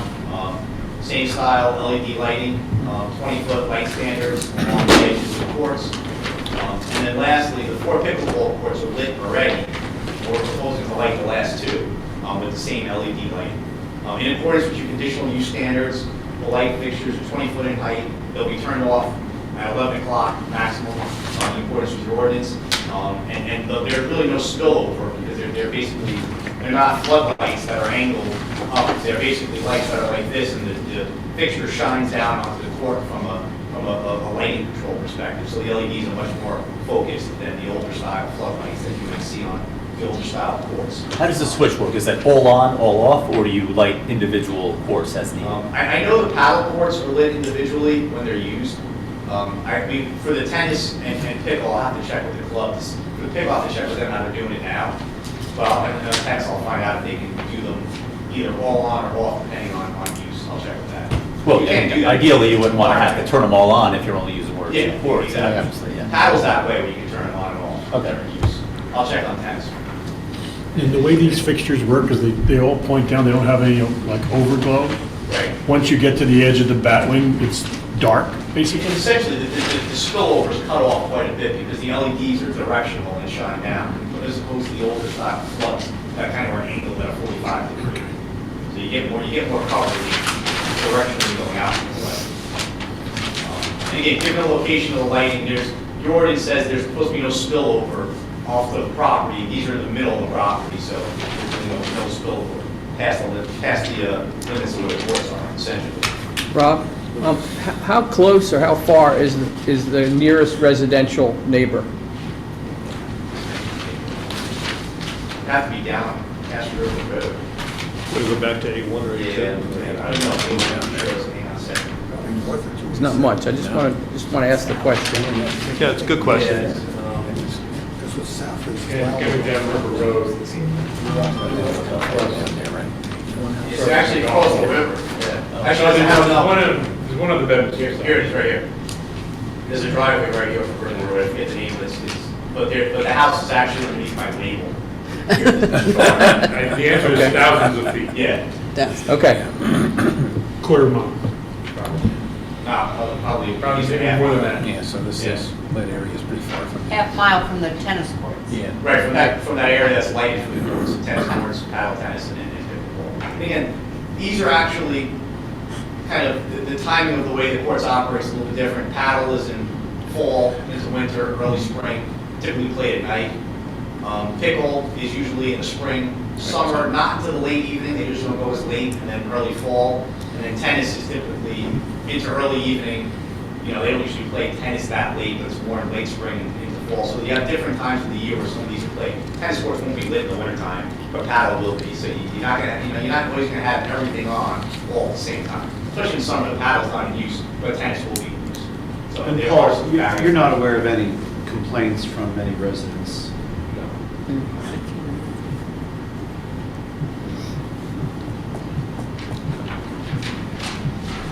There was a landscaping plan in with the package that we're doing some landscaping around all the structures and everything that, as part of the site plans that were submitted. Last exhibit I want to put up is exhibit A6. This would be, A6 is the phasing plan? This is phasing exhibit and it's dated March 3rd, 2022. This generally shows the various areas that the club wants to build out these improvements. Primarily, the most important thing they want to try to get started on, should the board approve the application this evening, is the patio and pool area. Patio and pool under phase one, which is the adult pool and patio expansion around the pool house area. The buildings, which is the expansion of the pool building and the fitness building or tennis building, that could happen later on in the year, but given the timing, they'd like to try to get the patio work and the pool going this spring, so it might be able to be done by summertime for that work. But the other buildings, even though they're in phase one, they could be later on after the golf season, after the pool season as well. So phase one includes most of the pool area, the pool building expansion, the laundry building, but like I said, it could be also sub-phase to that. Phase two, would be next winter, potentially the pickleball, paddle tennis, and the expansion of the driving range building, as well as the work on the main driveway in the off-season. Phase three would be the lodge building and the driveway relocation associated with that. Again, we need to get our DEP permits first for that building, so that could be next year by the time we get those permits. But that work would typically, especially the driveway work, would be done in the off-season, so that it wouldn't affect the entry into the club. Phase four they're looking at right now is doing the work on the outdoor freezer. It's not slated to begin right away. They're looking to do that later on. But that could, again, this is just It could change. It could change, you know, from a timing perspective. And then phase five, we call it out on here, it's a small patio, covered patio addition between the two buildings if they were to do that later on, after all these other buildings are built. If they deem it, they'll do that. But that's phase five. But again, we could adjust some of these, but the biggest thing that they're looking to do is get that patio work with the pool going first thing in the spring, if the board would approve it, to be able to file those building permits and start that patio work and pool work now. And that wouldn't be dependent on any DEP approvals? Correct. In fact, none of this except for what we're calling the lodge building and those that would be subject to DEP approval. Right. The balance of it is not. And that approval is the sewer, changing the sewer service area? The wastewater management plan, that's correct, correct. And where does wastewater, where does it go? So right now, everything on the Bedminster side of the project that generates wastewater gets pumped over to the Reddington side. And they have a treatment plant that's by their maintenance building that treats all the runoff and then they discharge into the Lamington River. Owned by Fiddlers, right? Yes, correct, owned by Fiddlers. Owned by So- Fiddlers. Wastewater meaning sewage, sanitary wastewater? Correct. Okay. Yeah, they run and operate their own plant. It's not, doesn't go to a municipal system. They operate. And capacity? Well, I raised that question in my report, and I want to make sure that they demonstrate that they have the adequate capacity, because all this changes. From a flow perspective, the permit was allowed up to 30,000 gallons per day as a feed flow. And we're working to stay within that flow criteria for the project. So 30,000 gallons will show that we have maintained that peak. 11 feet conduit. Yeah, we'll copy you on the submission. That's your DP permit, but but the facility itself is capable of handling that volume? Yes, the treatment plant is designed for 30,000 gallons. Okay. We're not looking to do any improvements to the plant. That's an active treatment, Rob, aeration and, I forget the exact way it's constructed. There's tankage and it's probably the older style plant type that you have out there, which is membranes and tank treatment and things like that. And do we have any, do you have records of compliance or non-compliance from discharge? I don't recall seeing it. It may get submitted to Reddington because that's where the plant is. Even though the discharge is common? Well, the discharge is on the other side of the river. Oh, it's on the other side, okay. Right, gets pumped over there. All right, so lastly, I just want to summarize the variances and design waivers for the application.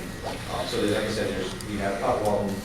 The first variance that Mr. Mallon pointed us out was from section 13-401A3. This is for the building height for the lodge building. The ordinance permit allows up to 35 feet building height. We're asking for a variance of 38.3 feet of height. I'm sorry, 38 feet in height, I'm sorry.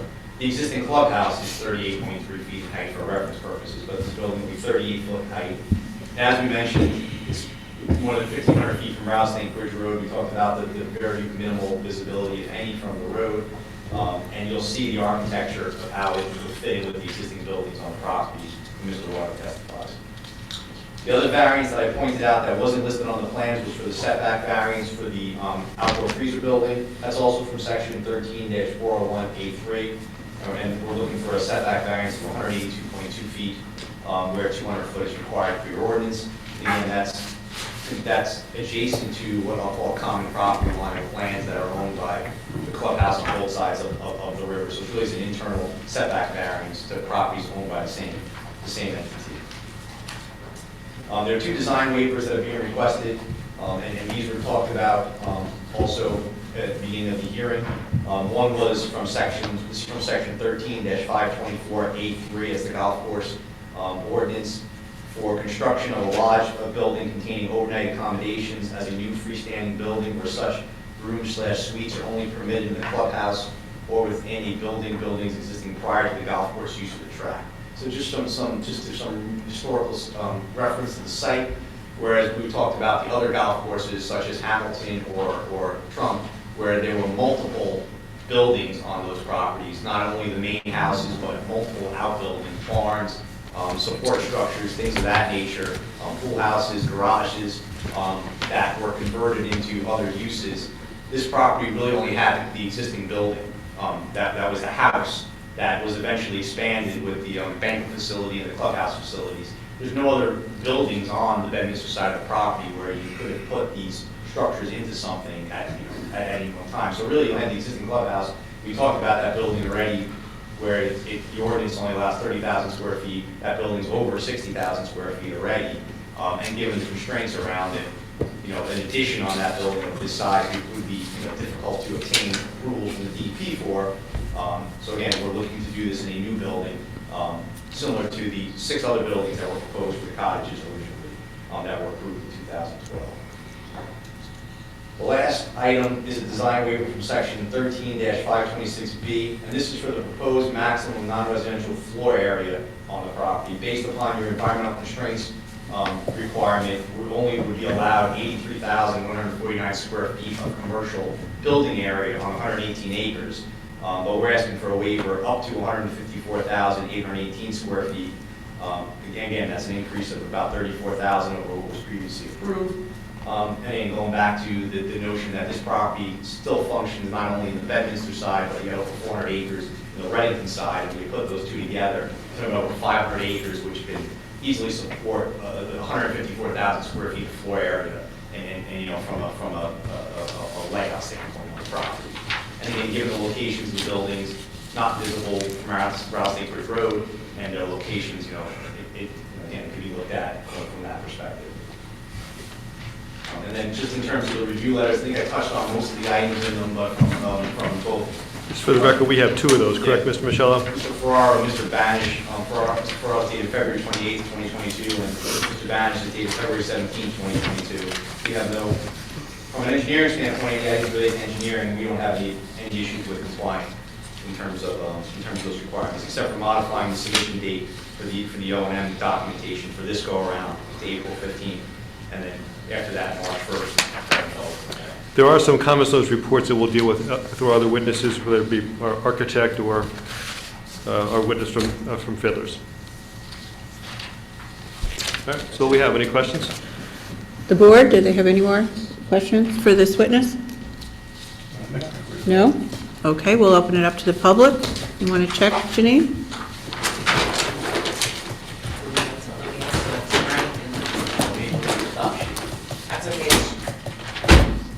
No? Okay, we'll close it to the public. I think maybe 5 minutes, we'll take our recess. That'd be great, we'll get set up.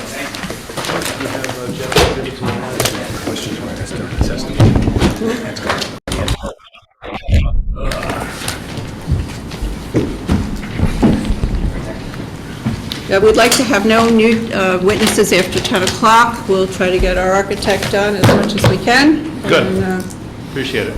Yeah. Do you swear affirm to tell the truth, the whole truth, and nothing but the truth, so help you God? I do. And please state your name and address, spell your last name. Frank Jeff Wadding, Rawding, on 41 Morris Street, Morristown, New Jersey. Mr. Rowling, you're a licensed architect and a licensed planner in this state? I am. Just briefly, your background, your education, and your experience, please. I graduated from Ohio State University in 1979. Mark number one. Make sure you want to I didn't say Dio.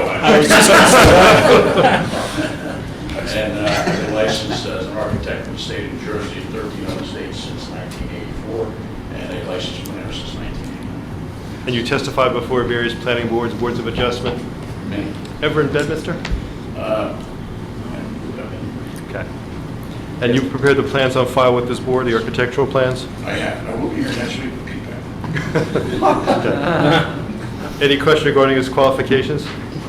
No, the board will accept his qualifications as a registered architect and professional planner. Please go ahead, gentlemen. Thank you. All right, so why don't we start here, Mr. Rawding. Just tell us what building we're looking at. The first series of slides, I think if it's okay with you, I'd like to log these in as a single exhibit called the Pool House Slides as one exhibit. Yeah, Mr. Collins, that's okay. A7 will be basically the series of pool house architectural exhibits. Right, and I can, it consists of drawing A13, my drawing A13, A14, A12, and A10. So this is the building that's existing. We're adding kind of additions on both ends of it. Is that correct? That's correct. So if you look at the rendering here, this is a bird's eye rendering of the pool house as you're looking at it from essentially where the park building would be an area. The center portion of that building is existing. Everything to the right, the right-hand lower entrance that you see is the new entrance. I don't know the person. There we go. That would be the new entrance to the dining area that Rob had spoke about earlier. And then as you move through that space, the area to the right that's angled, it's angled on purpose because it's access with the main pool. That is going to be the function space that will really work for the kids getting out of the sun. They have crafts, arts and crafts and things in there. But it'll also be used for shelter in case of rain and things like that as well. If you move to the next slide.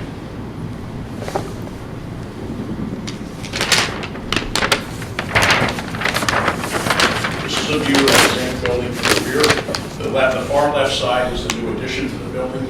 We have added that little covered area there to the left, the doors to that kids space is straight ahead to the left.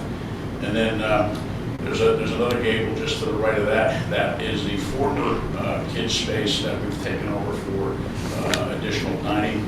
As was mentioned before, there is a kitchen in the building immediately to the right of that dining space I just mentioned. And one other thing we're doing in the back of the building is there's a porch show there. We are adding a covered roof, a hard covered roof where presently an awning exists. We're trying to get more shade and the like in the pool area, and that upper area could be used for additional dining space. And if we go to the next slide, it shows the narrow back rear portion of the far west. You'll notice that little wing extension on the right. That's an addition to the building. That is going to house the laundry room that will service both the pool and things from the main building. There's about a half a dozen machines or so going to be in that space. Well, a half a dozen washers and a half a dozen dryers in there to keep up with the crowd. And this building complies with the height. Height's not an issue with this? Let's comply with the height. The additions were designed in keeping with the balance of the existing building. I should say that throughout the campus, our design is to maintain materials consistent with the rest of the club. So we have stone veneer, we have composite siding of both shiplap and board batten. We have asphalt shingles, slate-like asphalt shingles, and you'll see that on all the buildings as we go through. The roof pitches themselves are steep in nature to keep in keeping with the main building. And as I get a little further in the testimony, I'll show you how that relates to the primary clubhouse. If I could flip to the next slide. This this will give you the basic layout. Everything in the center that you see cross-hatched is existing. To the far left, you'll see the primary entrance for the pool access is the open corridor there to the building. And then there's locker rooms and the existing kitchen to the right of that. And then as you move to the far right, you'll see just the entrance to the dining area. It's more or less dual dining areas that open to one another for expansion. So that the one where you see the X is the new space. The one immediately to the left of that is the existing space that we're converting into dining area. And then up the sheet a little bit, as you get into the angle of the building, you'll see a small bar area that opens up to the outside pool deck, and a couple of bathrooms down to the lower right to support this new area. And then that open function space on the angle up top that I mentioned before. And it should be noted that that has direct access out the rear into the playground that Rob described earlier off the back of the building. And then the far left, you'll see the laundry component that I mentioned before. You can move to the next one. Now, we're going to jump to, does anyone have questions on these buildings as I'm going, rather than bringing them back up again? Because we're going to go from building to building. Thank you. Okay. This next one's the Wellness Center, so this would be A8. So this is the brand-new building where the old tennis building was supposed to be on those prior plans, correct? That's correct. It's drawing A20, A21, A19, A15, A16, and A17. This first one is an elevation that you would see from the pool side of the building. We have two symmetrical gables about a center entrance. The center entrance in this picture takes you into the locker space, for the adult locker space. And this is a restricted adult building for the most part, with the intent of keeping the kids in the main pool building, and this would be relegated to adults. The lower floor on both sides, left and right, are accessed, the right access is right into a gym space, and the upper area has a little lounge area up top, which I'll show you in the floor plan later. To the far right is the tennis pro shop. If we could move to the next slide. You'll see a little better here. So this is looking at it more from the clubhouse side. Again, the pool area would be to the right here. The far side of the building is almost a mirror image of the right side of the building. So on the far side, you'll have those two lower standing seam metal roof areas, one of which will be the primary entrance off the locker space. If you recall the site plan that Rob had, it brought a pathway directly from the parking area straight into that building. So you'd be able to access this building directly from the parking lot and from the pool side as well. Move to the next page.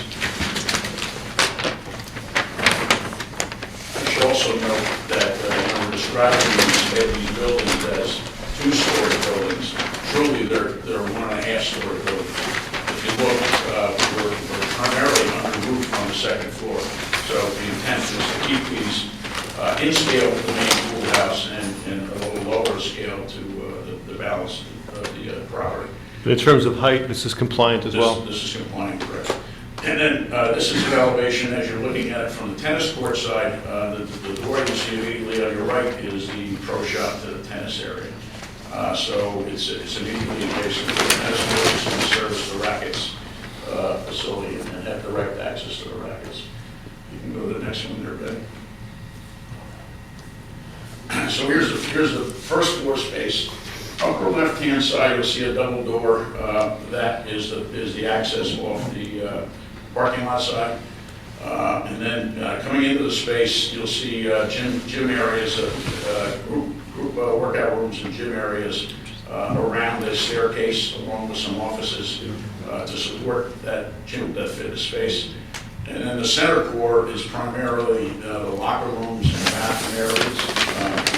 As I said earlier, that double door down the center, on the lower portion here in the middle, is direct access from the pool side. And you have another access, You have another access down on the right that'll take you into, again, some more group fitness space to the rear, and then a staircase to go up and down into the upper floor and the lower level. And then the angled area to the far right is the tennis pro shop. It has a little pro office and also some storage space within the space. If you could move to the next one. This is the upper level. The upper level consists of some floor area on both sides. It's a lot less square footage than the lower floor. I should say the square footage on the lower floor is approximately 5,700 square feet. The upper floor is only about 2,000 square feet. By virtue of the fact that the areas that you see with X's are two-story spaces, so you'll be overlooking essentially workout rooms from those upper areas, and the upper area is meant to be like lounge and respite spots within the building. And again, they're accessed by 2 stairwells. And then the cross-hatched area that you see in the center of the plan is a exterior deck that overlooks the pool. And that center portion would be a lounge area as well, just above that. Okay. I'm going to move to Can another. I ask a question? Okay. So, and just going back to the overall application, these spaces are significantly larger than what had been approved in the past. Both the pool building and the wellness / fitness center kind of thing. Is the expansion of these buildings based on the need to expand gender facilities? Traditionally, maybe, 20 years ago, golf clubs were predominantly men. Now you have more women members. So is that the reason for some of this expansion of these facilities? Or is it strictly families as opposed to just golfers? Or better yet, are we talking about accommodating increased number of members? Why are these buildings expanded so much over the years? I'll let Mr. Donovan speak to some of that, but I believe most of it is driven by the fact that there's so many more families within membership. Right now, that the pool is quite full, and we're trying to separate a little bit of the use of the bathroom space. The fitness area is well undersized for the membership that's there now. So it's really to accommodate it's a member amenity. It's not designed to increase membership, it's designed to support the membership. Okay, but it's not necessarily that you're creating duplicate facilities and to accommodate more female members or that kind of thing necessarily? No, but I'll let Mr. Donovan explain that. Okay, all right. Any other questions on this one? Because I'm sorry, there's one more floor. If you could flip to the lower floor. And the lower floor is going to act as a spa area on one portion of it. And when I say spa, I'm talking about passive functions, steam room, sauna. There's some living there for treatment rooms if we have massages and things like that, and a little spa to the far left. And it's designed more or less in resort fashion, so you have to make an appointment to come down here or just use the passive aspects of it. And then we have another additional locker room set up for specifically just that little quadrant over there. The far left is purely, and this is all below grade, by the way. The far left is purely mechanical support and storage relative to the pool.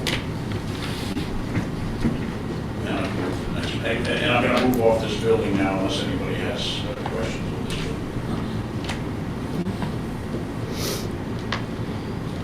So this is that small addition, and this is the pro shop starter's office. This would be A9. A9 for the record, correct? And it's my drawing, A22. Essentially, this is a room for the starter. When the golfers approach the club, they drop their golf clubs off, and the starter assigns them a golf cart or cues them up as to what hole they're on. Right now, the starter of the club sits out in front of this immediate space here under an umbrella. This is really meant to accommodate the starter to make sure that he's not necessarily out in the beaten sun all day. Plus, there's some equipment related to what he does, golf tees and water, the like, that would be housed in this little extension to the pro shop. So there is a door immediately into the pro shop that was behind this addition. That door remains, and now you go through this, it's 11 by 10 office essentially, and then a little covered porch outside of that office with a window that operates, so the starter can stay inside and talk to the members, or come outside and deal with the members. It's in keeping architecturally with the building that exists. This is appended right to the left-hand side of the pro shop as you're looking at it from the front of the building. Again, the use of the same materials that the pro shop is constructed of, with some stone in your base, and we feel it blends in nicely. And I'm going to move to the next building, if that's okay. Sure. So A10? This is the Golf Academy, A10.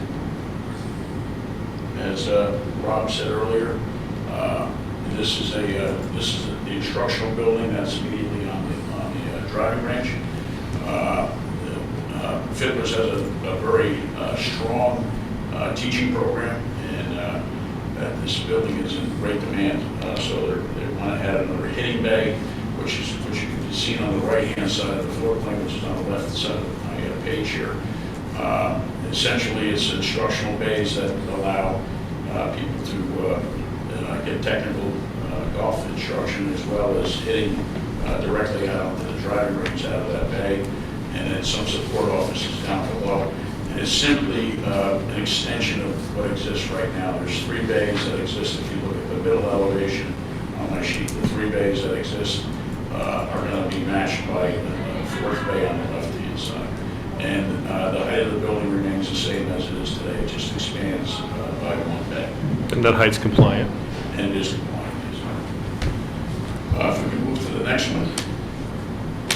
This is just a plan of those coolers that were spoke about earlier. That freezer addition we talked about? Correct, yeah. So there's a door into what is a refrigerated compartment, and then a further door within the space into a freezer component, which is kind of common practice in kitchen design.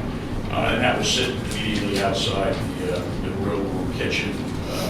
What wasn't mentioned before is that by elevation, this is down on the lower level of the club, below the ballroom level, so it's really kind of innocuous. It's not very visible, but the intent is to clad this to match the grill room piece as well. So it's not going to be an exposed metal box. It'll be clad to match the building.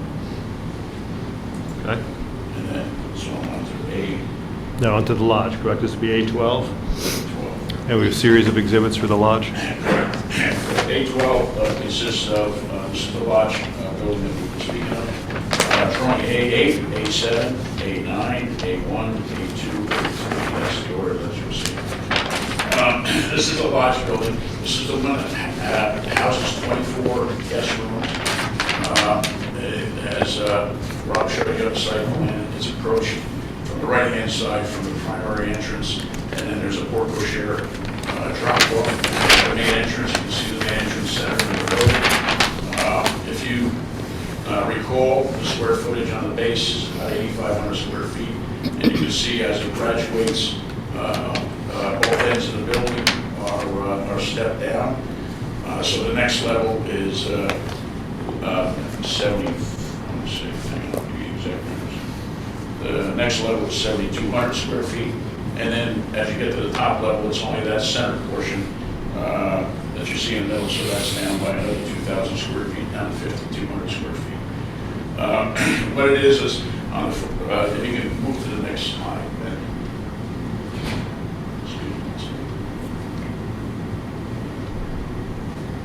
There's only one. This is the approach from the driveway entrance. This is a good image to show you the use of materials. We're using the stone on the lower level and then some board and batt materials as you go higher. The rail detail is carried through on pretty much all the buildings that you've seen so far. And the idea is that the guests will be dropped off on the porte cochere, and then the car would move across the street into the parking lot across the street. If you can move to the... This structure requires a height variance, correct? Correct. Just tell us where that is in the building.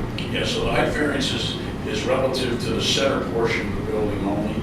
As I said before, we designed these with steep pitch roofs to kind of mirror what's going on in the primary clubhouse.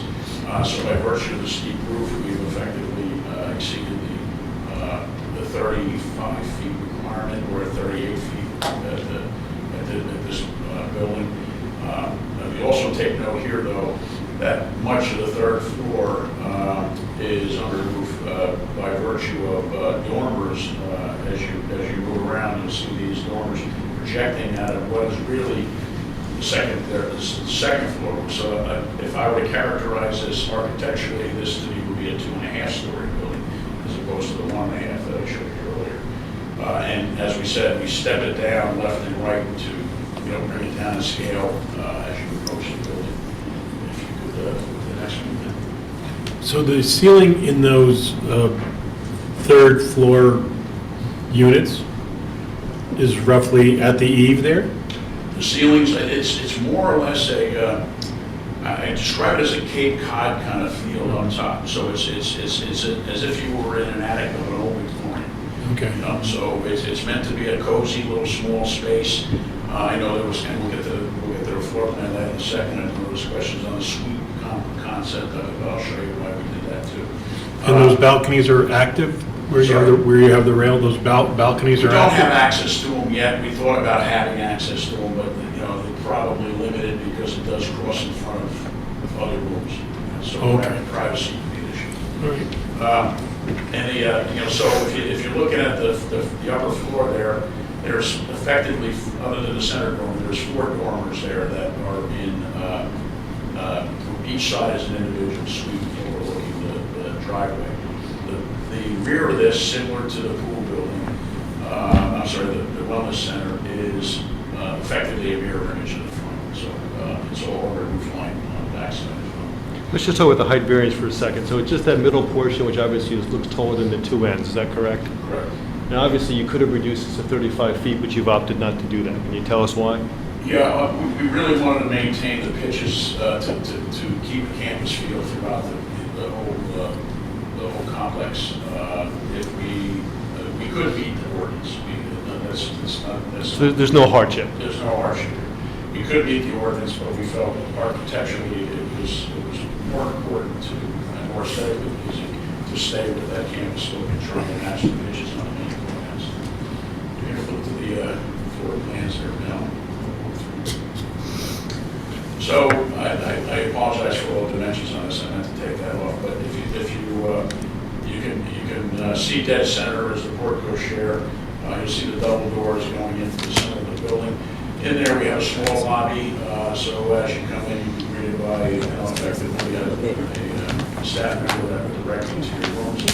There's a couple of elevators straight ahead, and then beyond the elevators is a common living room area, like a lodge type space with a large fireplace. That space is a 2-story element with 2 stories of glass overlooking the golf hole behind it. Left and right, we have there's some common bathrooms on the left-hand side. Left and right on the far ends we start the room suites. So you'll see 3 rooms on each end effectively.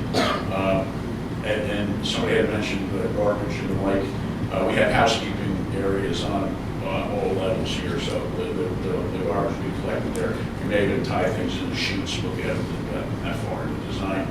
And we've got some common bathrooms to the left of the entry. And then to the right of the entry, we have some supportive office space. There's 3 offices there before you get into a mirror image of 3 more office suites there. And then all floors are accessed by 2 stair towers opposite one another in those 2 wings. And there's also a little prep kitchen down off the left-hand side. That would be more for like morning coffee service, bagels, donuts, and things like that. And potentially, if anybody wanted to, throw out some catering dishes and things like that, if they're hosting something in the center room there. Could you switch to the next one again? Can you just, can we just stay with that for a bit? Sure. So, you mentioned that there's going to be a reception area, so you'll be greeted by staff. Is there going to be dedicated staff for the lodge building? So is there going to be, I would is there going to be a concierge, or there going to be someone who's receiving? Yeah, Is that going to be full-time? I would say probably so, as long as that building is up and occupied, there'll be somebody in the building, but I'll leave that up to Mr. Brown to talk about the operation. Okay. There's a couple of office areas indicated on the ground floor there, so. Yeah. Right, there's some supportive staff, office areas in there as well. And as we jump, if any more questions on this floor, I'll jump. Well, I guess, is that office for staff, or is that office for common, is that for guest rooms? No, it's meant for staff. It's meant for staff? Yeah. And the units on this floor are all single, like one-bedroom kind of Correct. configurations. As you go up through the building, you have two-bedroom suites and. Right, we have the ability to combine suites once we get up to the next level. And I'll show you that, well, we're on the next level here. So if, there are single suites as well, but you'll see where we combine them down the end. Each end has a potential to combine into a double suite with a living space. And then if you look, there are smaller suites on the inward crux of the wing that combine into a suite type setup as well, where we have a sofa area and a bed area. To respond to an earlier question, that's not designed for additional occupant. That's designed more for, the program requirement was to really set up kind of a potential for a longer stay for a member, maybe coming up from Florida that wants to stay a whole week. We're going to have essentially an apartment to stay in if they want to stay on site for the entire time, rather than either renting a place or coming in at a later date and not even going to the home if they have still have a home here. So that's what those are about. And then the rears are individual smaller rooms off the back of the building. There's a total of, let me have this up.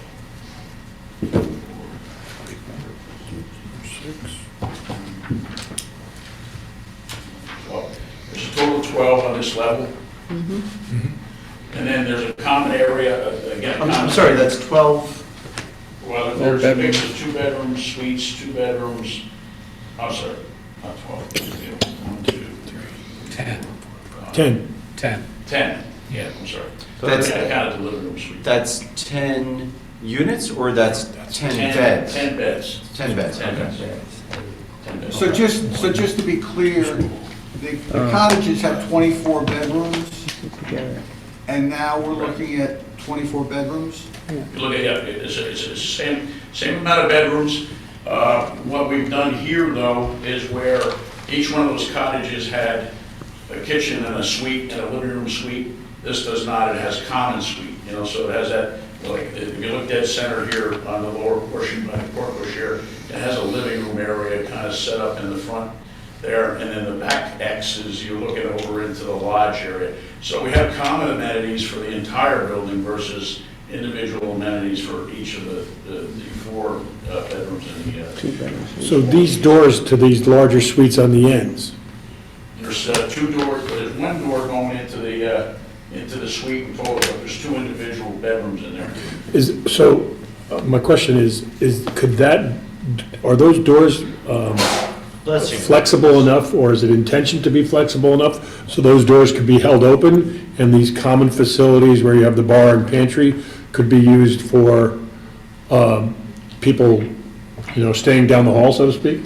Yeah, but they're not meant for sleeping. They're meant for more of an amenity to those 2 bedrooms. So technically, you could leave the door open in the hallway, and you could have 2 individuals taking each one of those spaces. So this one, the end cap, for lack of a better description, with the sofa and the bar and all that business, Right. is just a 2-bedroom suite. Correct. Not intended so that those would be singles with the option of having these bar pantry areas being common. No, it could be that as well. It could be They're meant to common. They're meant to be no more than the amount of beds rather, but it could be that as well. They could split it up. Each one of those rooms could be individually occupied, and that door to the suite would be Held essentially open. Yeah, Depends okay. on the mix of type people. And the whole program here is really to be flexible. You know, you don't know what, it could be a wedding party in here. It could be it could be a member guest where they're absolutely full of members that don't want to go home and they need individual rooms, not necessarily the best of friends in the same suite, but they're going to take those suites individually. Okay. If I could move to the next slide. So this is where it gets even smaller on the third floor. And again, it serves like two staircases. We have the suite component in the front portion of the building, left and right of the center, which is really one room, and only one door out to the hallway. And it's only one bed. And again, the premise here is that, you know, this could be for two individuals, longer stay purposes as well. There's no intent to use the sofa space as a bed, but it is again under roof line like a Victorian. So even though it looks like a big piece of floor in plan, it's diminished quite far back into the room once you get beyond the dormers. And then in the backside, you have two suites in a dead center, and then two suites left and right of that. So, I mean, two bedrooms left and right. 1, 2, 3, 4, 5, 6, 7, 8 total up top here. Why do you use the word suite? Suite is a two compartment unit. So when we have a bed in one and a sitting area in the other, it's the work between the two. So that kind of constitutes a suite. Okay, not necessarily two bedrooms.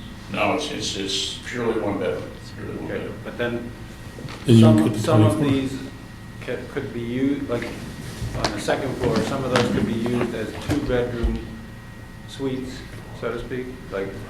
That's not the intent. That's why I answered the question about pull-out couches and things like that. That's not the intent. The intent was really to use that as a separate seating area within that unit. So it'd be almost like a small apartment. But maybe go back to that floor and just go to the side over here.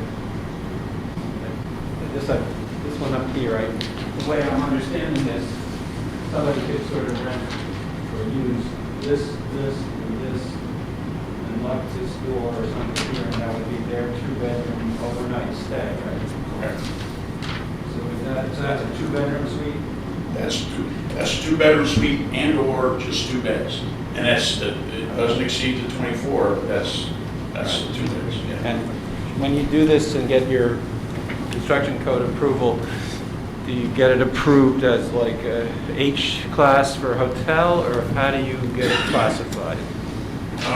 It's a little bit higher than a rooming house, so we're going to end up going for hotel approval. We don't use our hotel, but the hotel is the class, you have to follow. and it actually is H, right? Yes. And you're not going to. It's not an H use, but it's not H use, but for construction, the design details for construction code and for your architecture, you'll go to that portion of the International Building Code and you'll comply with that? We have to meet the same egress requirements as a hotel. We have to have the same handicap accessibility to the hotel. Right.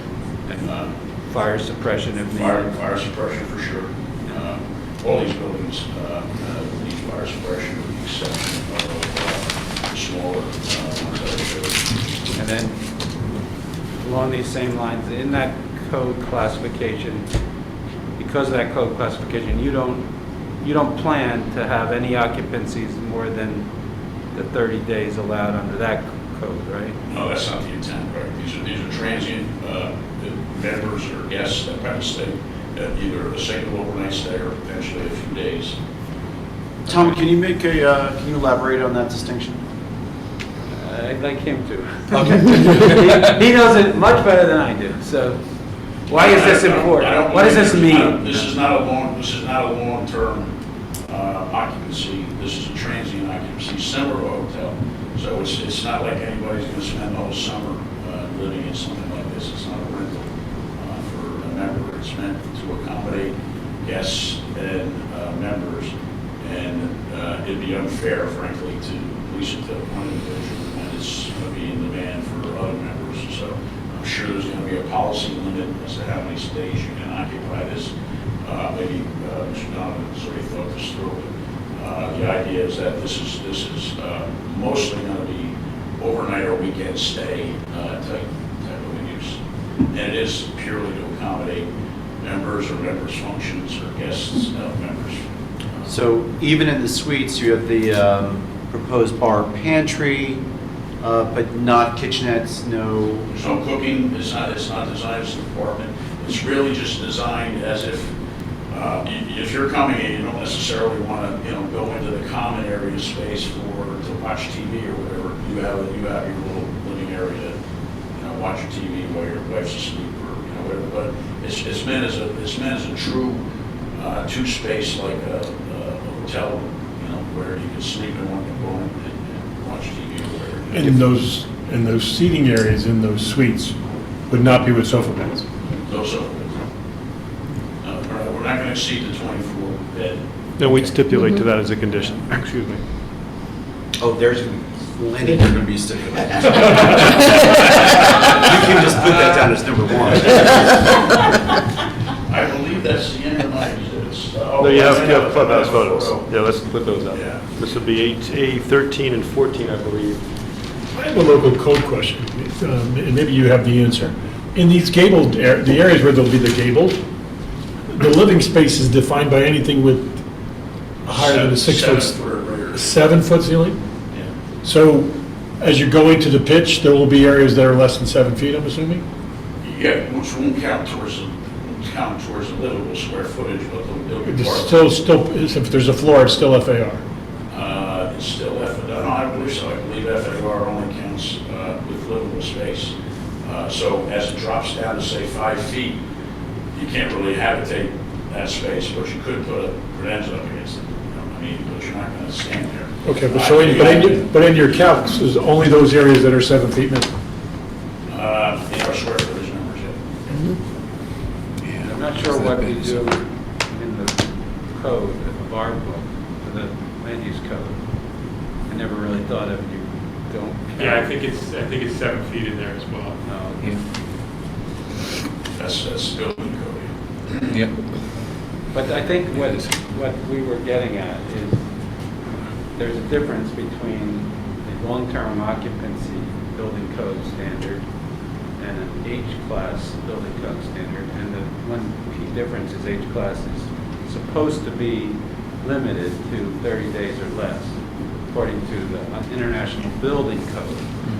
And the architect is telling you that that's the designs that they're going to be using, which theoretically means that's, the certificate of occupants police could go check that they didn't stay more than 30 days. Nobody really checks that in the real world, but that's supposed to be. But that is the transient use. So, but that's a design standard as opposed to a use or... No, it's actually a building code that you design differently to... Right. I'm saying about the design itself is, there's no kitchen, there's no... Right, so the accommodations are, this is, as you said, designed for a transient stay. But then you get with the reality of the guest who winters in Florida, comes up, do they stay for April, May, June? 29 days. Well, that's not the intent. Well, that's not the intent. That's not the intent, but the main difference tends to be familiarity with the space. So in other words, if you're a long-term stay, the regulations relative to exiting and things like that aren't as strict as they are in a transient situation where you're unfamiliar with the space. If you're very familiar with the space, you can get away with certain elements, different elements, but there's a higher level of scrutiny for transient than there is for long term. Got it. I brought these elevations up, the pictures, really just to show again, the stone and the pitch roofs that we were talking about, trying to match. So these are, better than 12 on 12 pitches on these buildings. And we're really trying to keep that low eve line and cottage kind of feel to the balance of the space, the balance of the complex, and kind of mirror what's there. We didn't want to match exactly because this building's so beautiful. I mean, and one of the reasons we just stayed with some commonality on some of the details is we didn't want to overshadow this building. This building is, if you haven't been in it, is mostly member use on the lower level from a dining perspective and a bar. And then the ballroom space is off to the left. That wing on the left is office components that comes towards us. And then the upper rooms are primarily conference rooms, business centers, and things like that date back to the corporate days when this used to be primarily a corporate use. What's the age of the oldest part of that structure? No, I'm not sure. Well, Ken will answer this. We can do that really quickly if you want. Mr. Donovan, why don't we? Well, I guess for the architect, while we have the architect here, so there was a drawing indicating conference room space. I think that's at the 3rd floor. On the lodge? Yeah. Yeah, in the front. And so that's a common conference area for.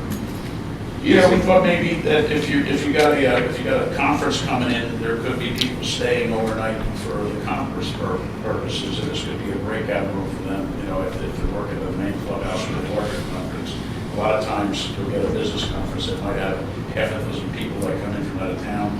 That's what this would be accommodating. Okay. So but that's the only conference room of that type in this lodge building? Yes. Okay, thank you. I think we had one more photo of the clubhouse, the existing clubhouse. Did you put that up? It would be A14. Yeah, this is just from a little different perspective.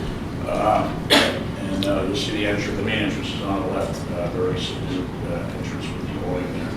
And again, the steep pitch roofs is what we were trying to convey the balance of the space, the balance of the building. So let's go back and just talk about the variance again for the height. I think you've indicated you're trying to draw from the design techniques you're seeing in the existing clubhouse. Is that fair to say? Yes, I think it should fall under a flexible C2 in my opinion, where the benefits outweigh the detriments. I don't believe that extra 3 foot. But by the way, this building, I think was pointed out before, it's 38.5 to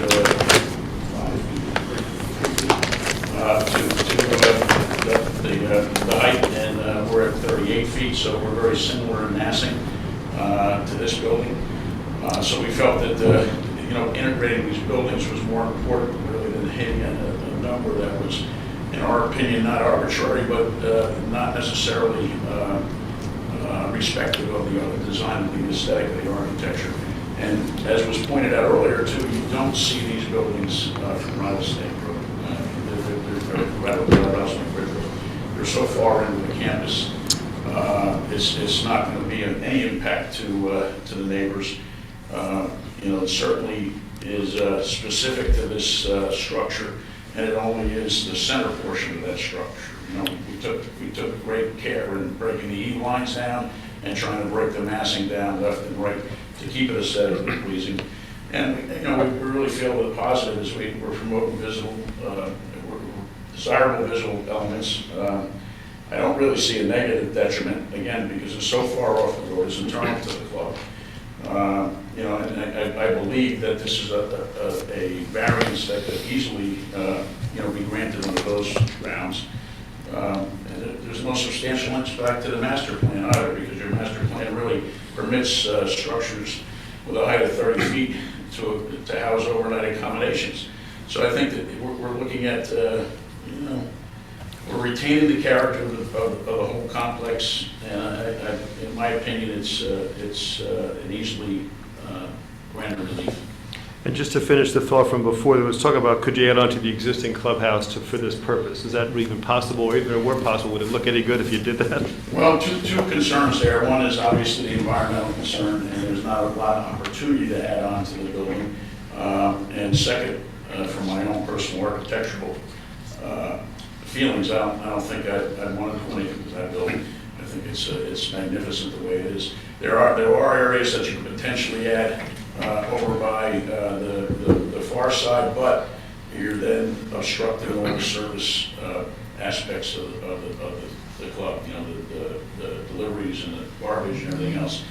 I don't see that being a reasonable addition to the building. At the beginning of the meeting, Mr. Banish basically was talking about the purpose of the master plan when this ordinance changed. I'll try and quote from his report, but he was saying the way the purpose of the ordinance, meaning to have these proposed uses in existing buildings or the clubhouse, was to basically maintain the visual character of the golf course from public view. Would you say that the siting of this lodge does that? Yes, I believe so, and I believe that, you know, obviously, there's not much impact to the public at all here, given the location of the building itself. Okay, thank you. I have no further questions for the witness. Board, any more? When I look at the plan and the layout going back to Gladstone's presentation, it just seems like a lot of activity in a relatively small parcel of the overall property. There's 54 holes there. I think somebody mentioned it's 500 acres or so, and maybe some of the excesses within of FAR and coverage issues that you have are kind of offset by the fact that, you know, if you looked at it as one parcel, it all works very nicely. I'm just wondering if there was any thought or has there been any kind of master planning here to kind of distribute some of these activities across the larger property, maybe create a pool site? You know, maybe this is a question for ownership, but was there any master planning, you know, before you came back with this proposal and this scheme? Was there any thought to master plan this and move some of these activities off-site, even if it's just to separate the kids from the parking lot? We've gone through many iterations, but it keeps coming back to this particular area for a lot of reasons, mostly operational and access. Right now, you know, anything on the other side of the river is really not accessible until you get way up the far end of the golf course. And that's not a real great operational system where you're gonna break up your staff trying to work one facility with the same staff up the other side of the campus. We've actually taken that into account and tried to consolidate it in that area because of that, you know, to try and keep the operational aspects together. They envision like servicing the lodge with the restaurant, you know, bringing food over to the building in the lodge, and you know, trying to get it halfway up over the bridge and halfway up the hill would be certainly difficult. And plus, you're also consolidating all of the infrastructure related with it, you know, in terms of you know, all your utilities and your parking lots and the like, are all now consolidated, you know, in less of a spread out fashion, less impervious, you're not spreading driveways and roadways up the other side of the property. And the primary thing is really access over there. Was there any concern about safety and things like that with respect to the vehicular traffic crossing over pedestrian traffic here? We looked at all that. We have painted out crosswalks and the like back and forth from parking lots. In this instance, you have a crossing from the parking lot to the lodge, you have a crossing to the parking lot to the clubhouse. But in both instances, in all three instances, actually, for the pro shop, you have a drop-off. You know, there's a vehicle drop-off that allows people to, you know, drop their, they're not loading luggage necessarily across, they're going to drop their stuff across, not loading their golf bags across. So they are crossing that driveway, but it's a relatively wide open driveway visibility-wise, so it's not a difficult thing. Is there one drawing that shows all of these safety functions? I thought this man had crosswalks.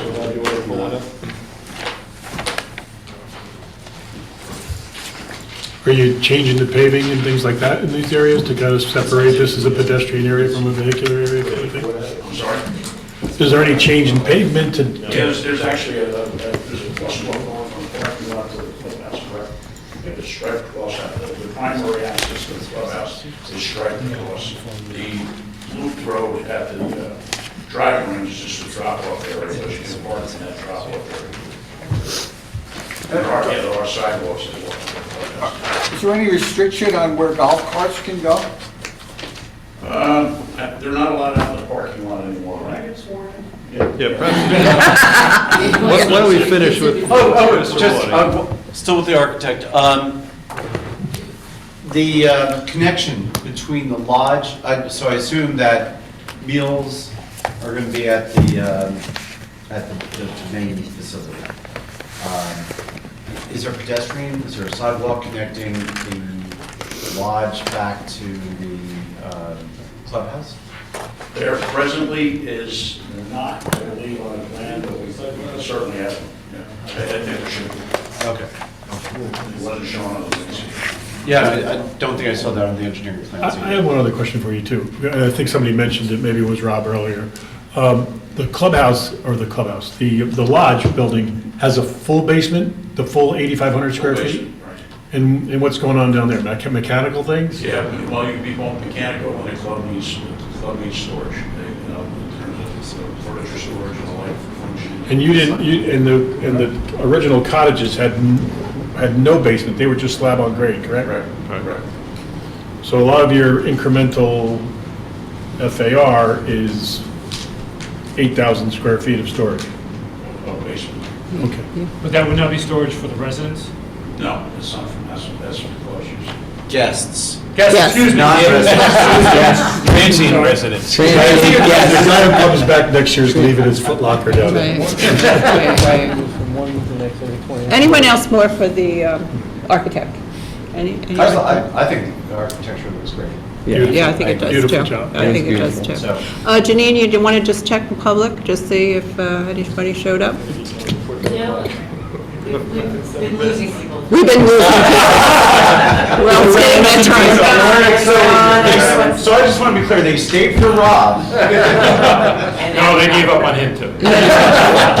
Mr. Rowling, didn't you do our school 20 years ago? Oh, yeah.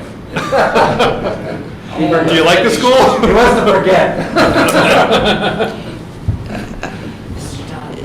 All right, our last I don't witness. know if we're taking you, Mr. Donovan. Well, do you think we can get this in? I mean, we'd like to, end it soon. If this is your last witness, This is right? it. This is it, And we'll be okay. relatively quick. All right, board. You swear or affirm to tell the truth, the whole truth, and nothing but the truth to help you God? And please state your name, spell your last name, and give us an address. Ken Donovan, Donovan, 811 Rattlesnake Ridge Road, Bedminster. And for the record, what's your affiliation with the club? I'm the president of the club. Okay. Obviously familiar with the day-to-day operations in this pending application? Yeah. Okay. I'll just start with a basic question. Why are you doing all this stuff? There were questions you asked before about are you increasing membership? Why are you going through all this improvements? Tell us what's going on at the club while you're doing it. I have a 2-year-old grandson and he needs something to do. Good answer. I think the best way to answer it, and for anybody who wasn't here 10 years ago, 12 years ago, whatever it was, to begin this, is a little bit of history of Fiddler's Elbow. So Fiddler's Elbow was started by my father and his partner in 1965, when it was a 27-hole golf club on all this acreage and more.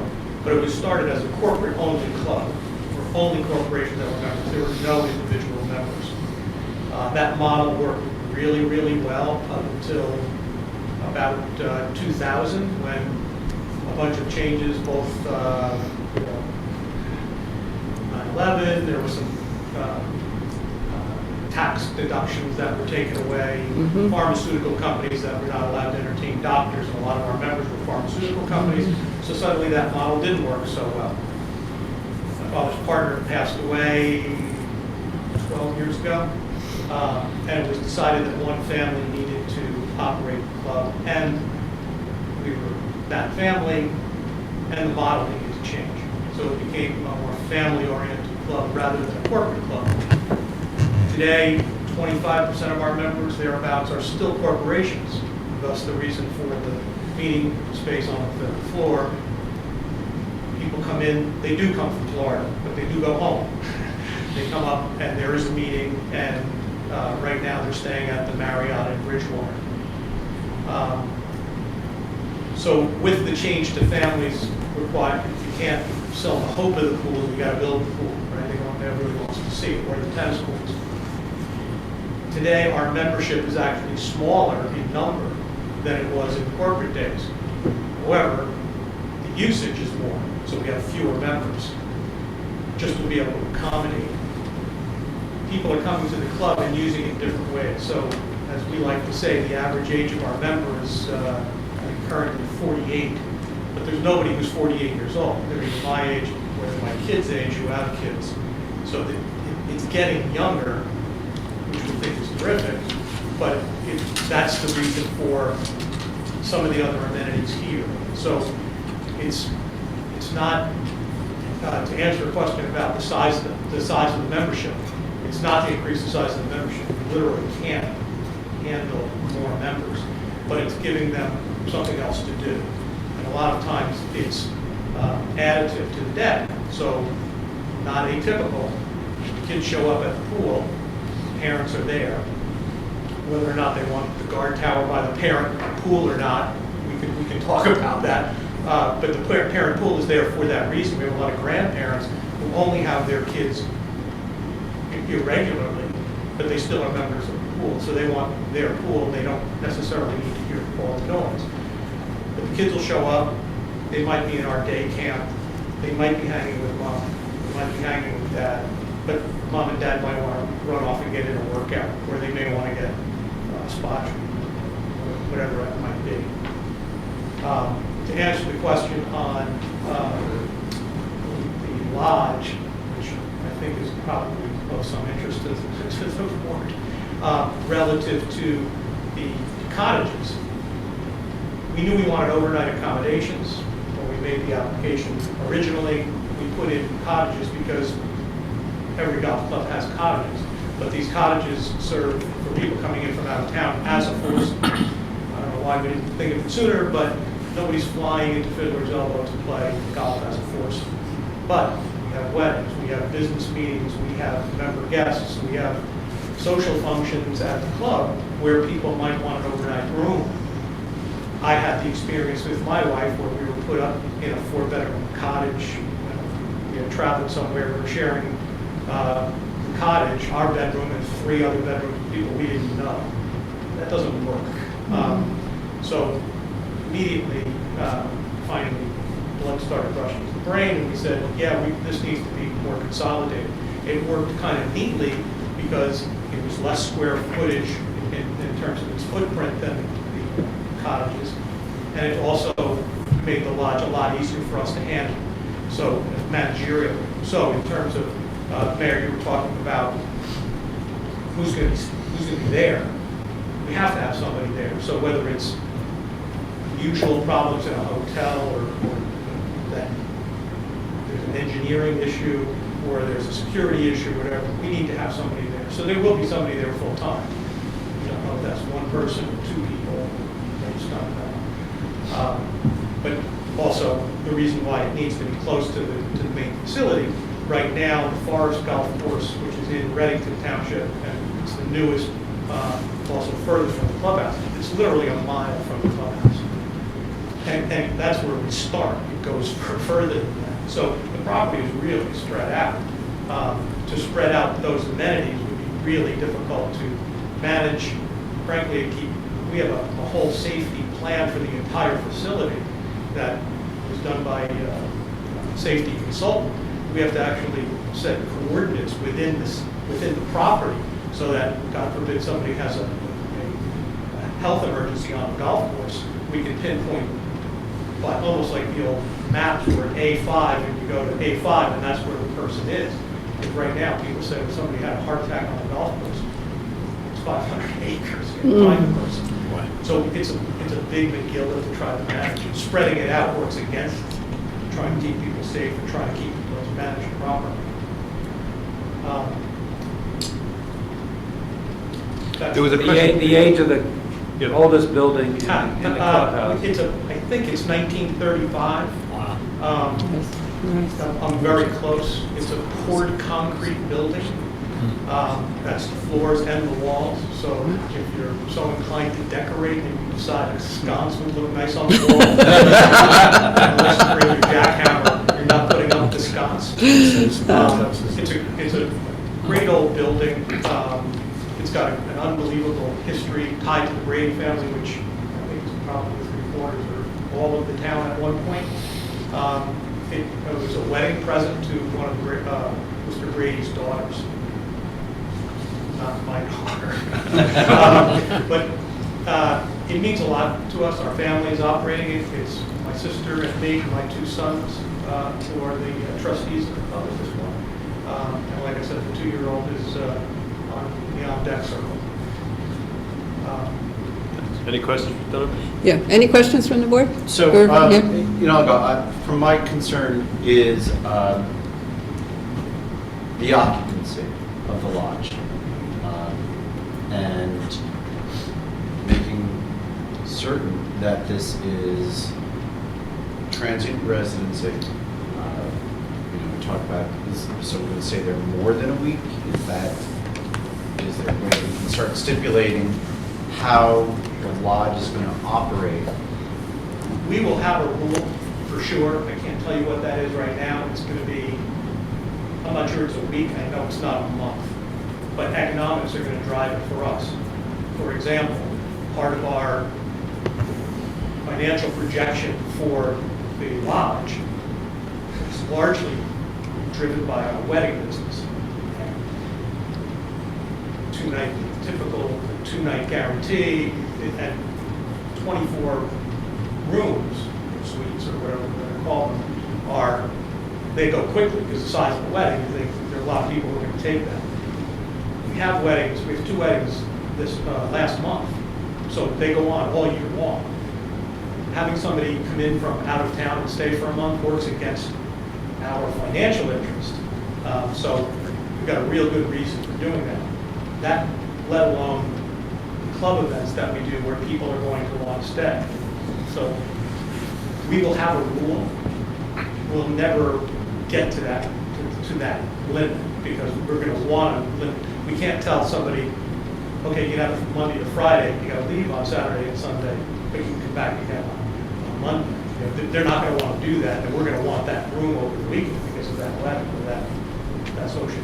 And so when we talk about the rules that may be associated with the lodge itself and the occupancy, that we start off, and this was probably built into the cottages, I actually just don't remember, but occupancy would be limited to members And guests. and members' guests. And how does it work for the weddings situations? So much like New Jersey, Tom, you were talking about New Jersey's, what do you call the occupancy police. Okay, so New Jersey's liquor laws are even crazier. Right. So everybody who has a wedding at Fiddler's Elbow, there might be 1 or 2 exceptions literally a year, have to become members of the club. You have a club license? A club license. We don't have a plenary license. I think that's 11 or something like that for the year. Oh, I'm not sure. but it works out to, you're right, but it works out to be better. There's a crossover point at about 120 where it makes more sense for them to become a member, Right, house I know, member, and use our liquor versus bringing in their own liquor. I've been told certain clubs were giving away the membership in conjunction with weddings. Yeah, Not we don't- yours. We don't do that. But you're right, and there's a reason for it. Right. So the weddings themselves are all but for a couple of weddings, members. And they're bringing in whoever they're bringing in for the guests. But in terms of how long they're staying, I'm sure there's going to be a lot of complaining about a 2-night minimum.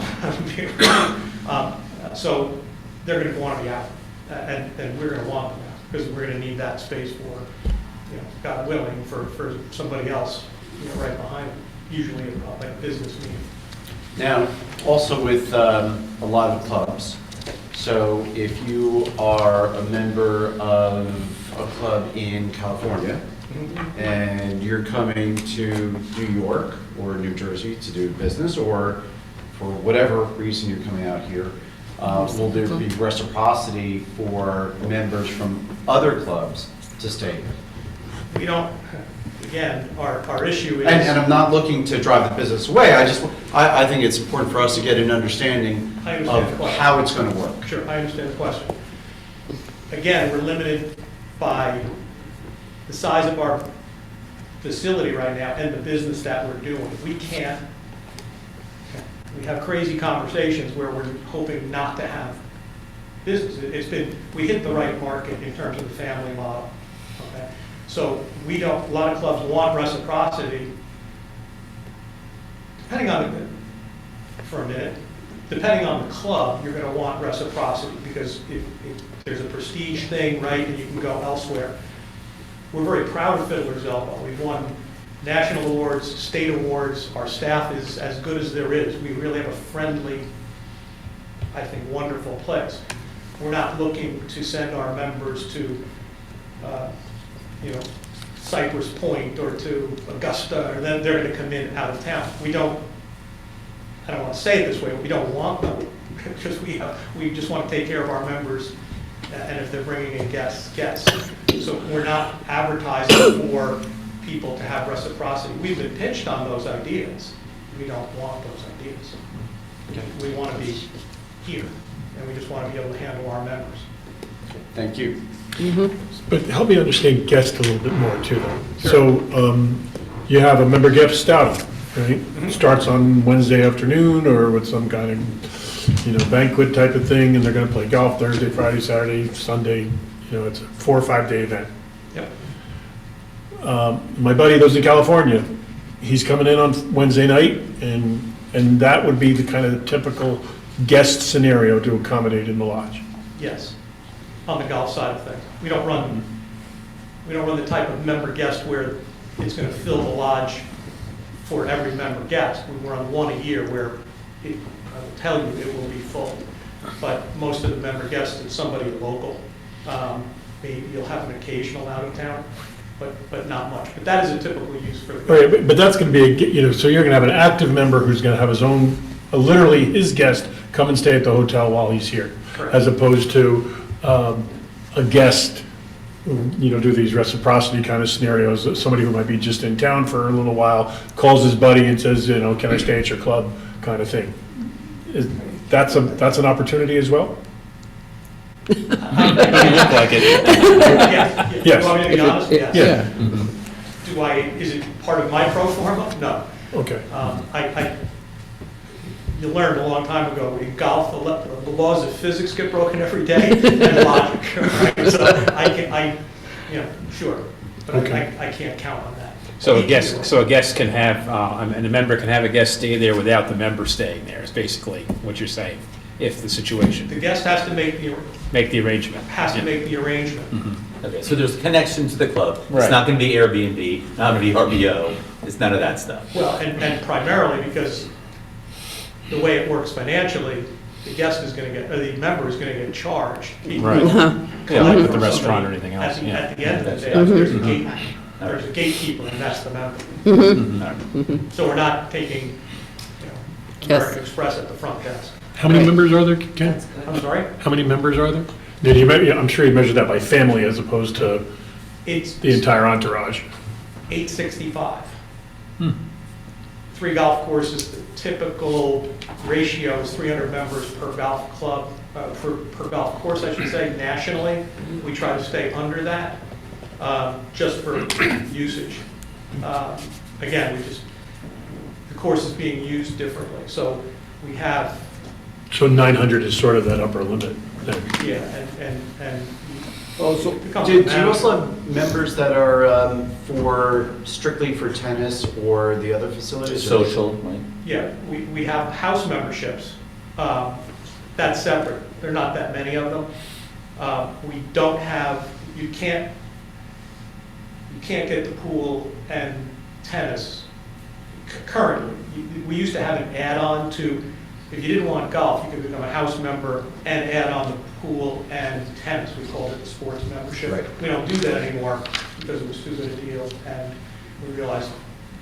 Yeah, It wasn't I good think for there are a us. fair amount of Bedminster families that were going for the pool Right. and for the tennis If we wanted to be a amenities, pool and club- we're not necessarily interested in golf. Right, if we wanted to be a pool club, we could be a pool club. We don't want, when I talk to staff, my marching order, which will never happen, is I'd like to have one membership category. If you're a member of the club, because we do a lot of social things, and we want you to enjoy the whole club, not the pool, not. So that's no longer the case. So right now, the membership starts with golf, and then the other amenities are add-ons to the golf, primarily.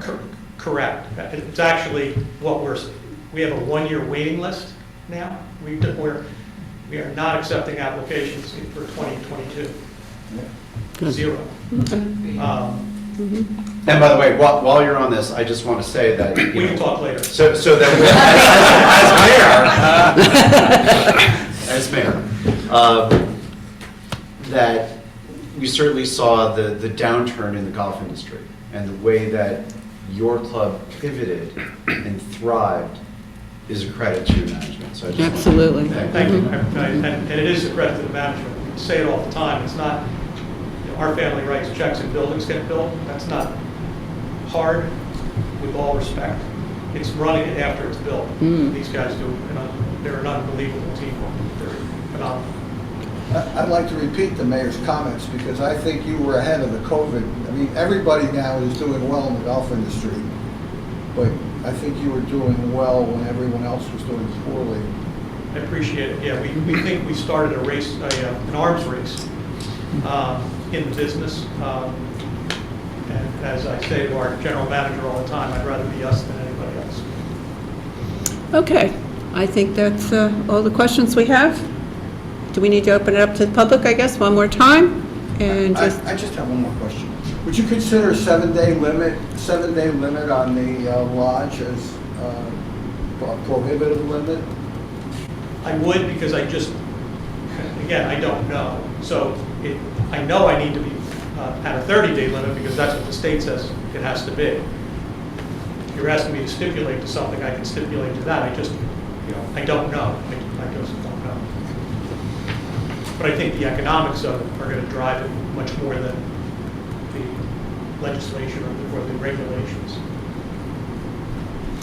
Janine, did you check the? Does that mean you would stipulate, you would accept the condition that? If we agree with Rob that, maybe people will. 30 days. 30 days. I don't know what to say. Okay, I think you want to sum this up and. Well, given the hour, I know you've been Yes. here a long time, I appreciate that, so I will really give you a very brief summation.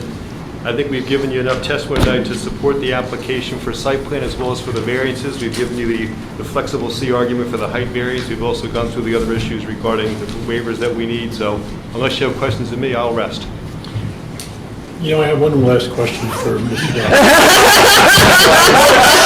Before you do that, I have one last question for Mr. John. Is there, so we did this one approval back in 12, we did another approval back in 15 regarding the cottages, we did another modification in 20.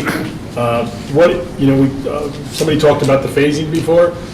What is the time frame in your mind to complete this whole thing?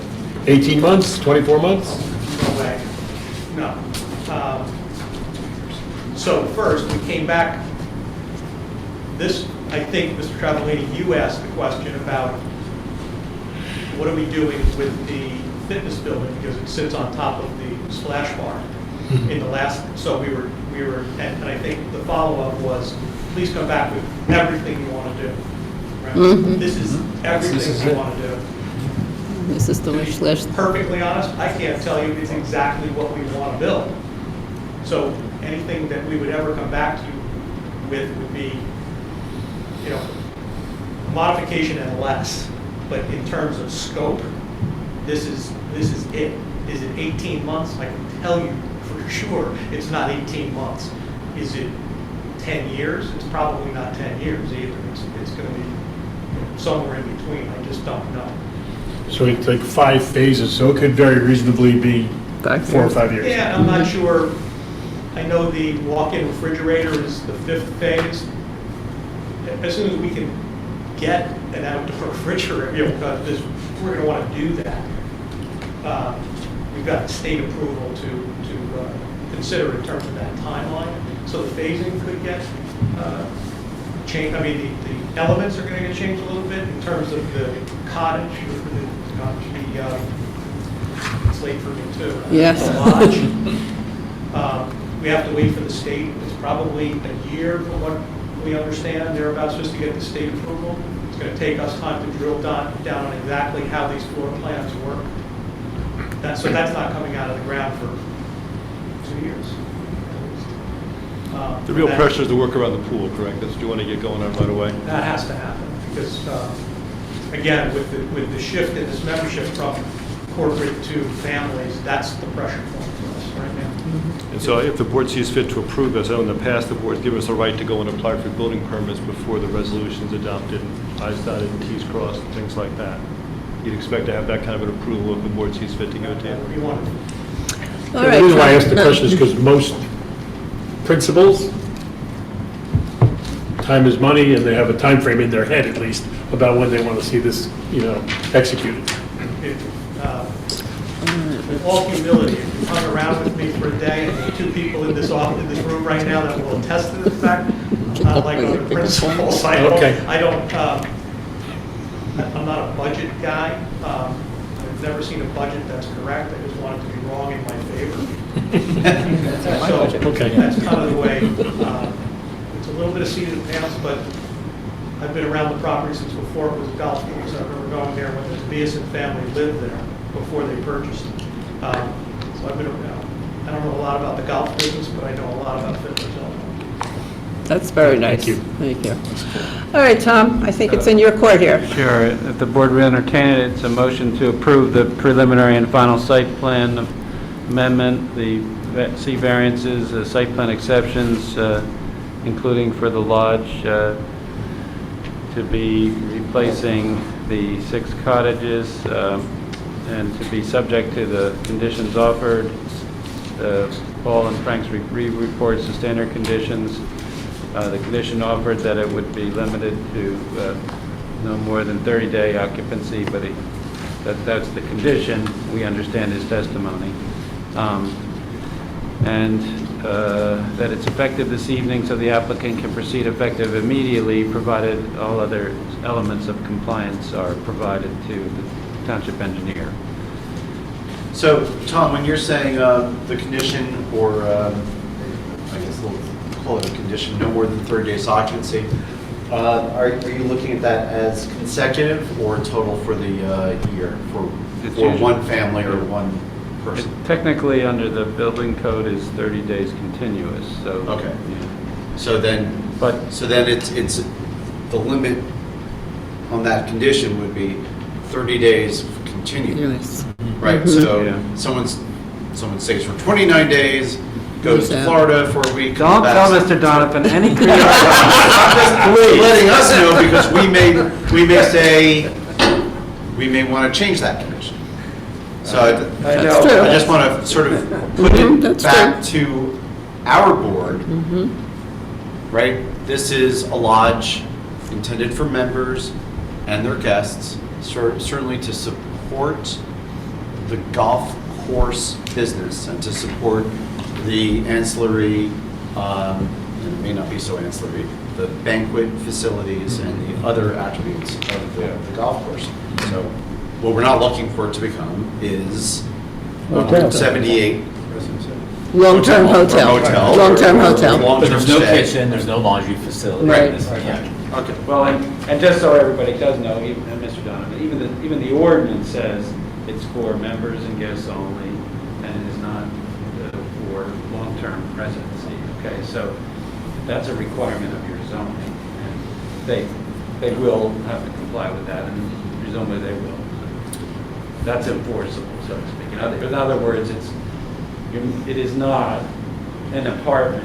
It is not a residence for someone. It is only as an accessory to the club, golf club. That's the whole idea of this housing. Okay. And from my perspective, I think I can, 30 days itself seems a little long. But I think I can get comfortable with 30 days, as long as it's not like a snowbird kind of thing, or whatever you call it, where, someone comes up for the summertime because it's too damn hot and sticky in Florida for, the summer months, and they're expected to stay for 60 days. And if they have to go to the Bridgewater Marriott for a weekend in order to break that up, then so be it. I'll tell you this, you can think about that, it's impossible to enforce. Yeah, that's the problem. That's why I was problem. joking about the. There's no occupancy police. That's right. Write it in there if you want, it doesn't matter. Yeah. Yeah. We have to make Mr. Donovan enforce it, and that's the point. Why don't we just say 30 days in the calendar? So we're booking weddings 2022 now. We've got one June Saturday in 2024 available. Wow. I'll tell my daughter to start planning. She hasn't found a guy yet, but she'll start planning.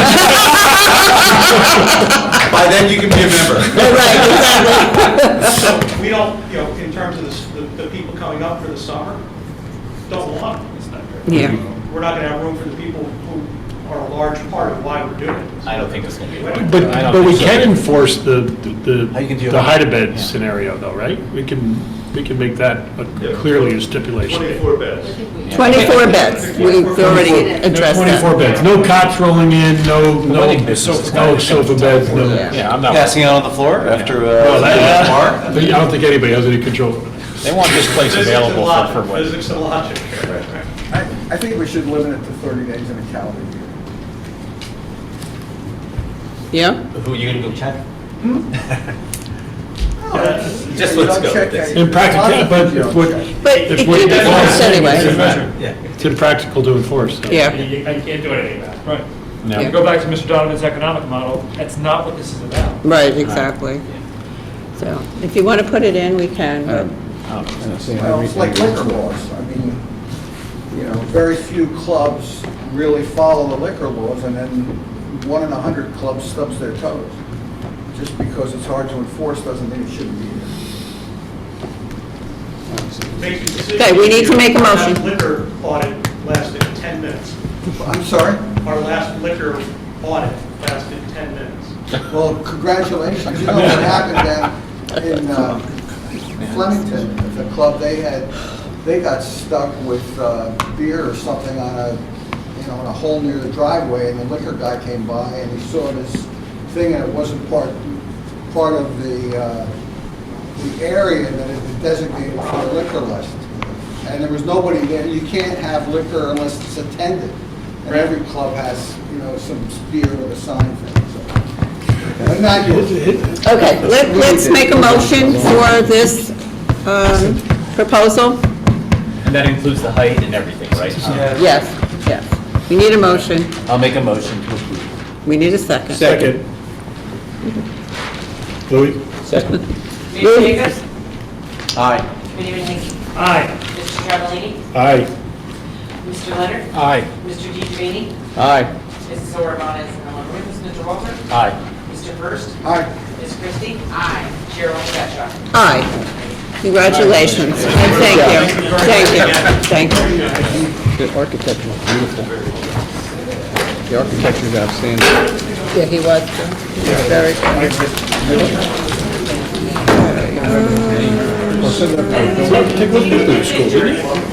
No, that's right, we still have business.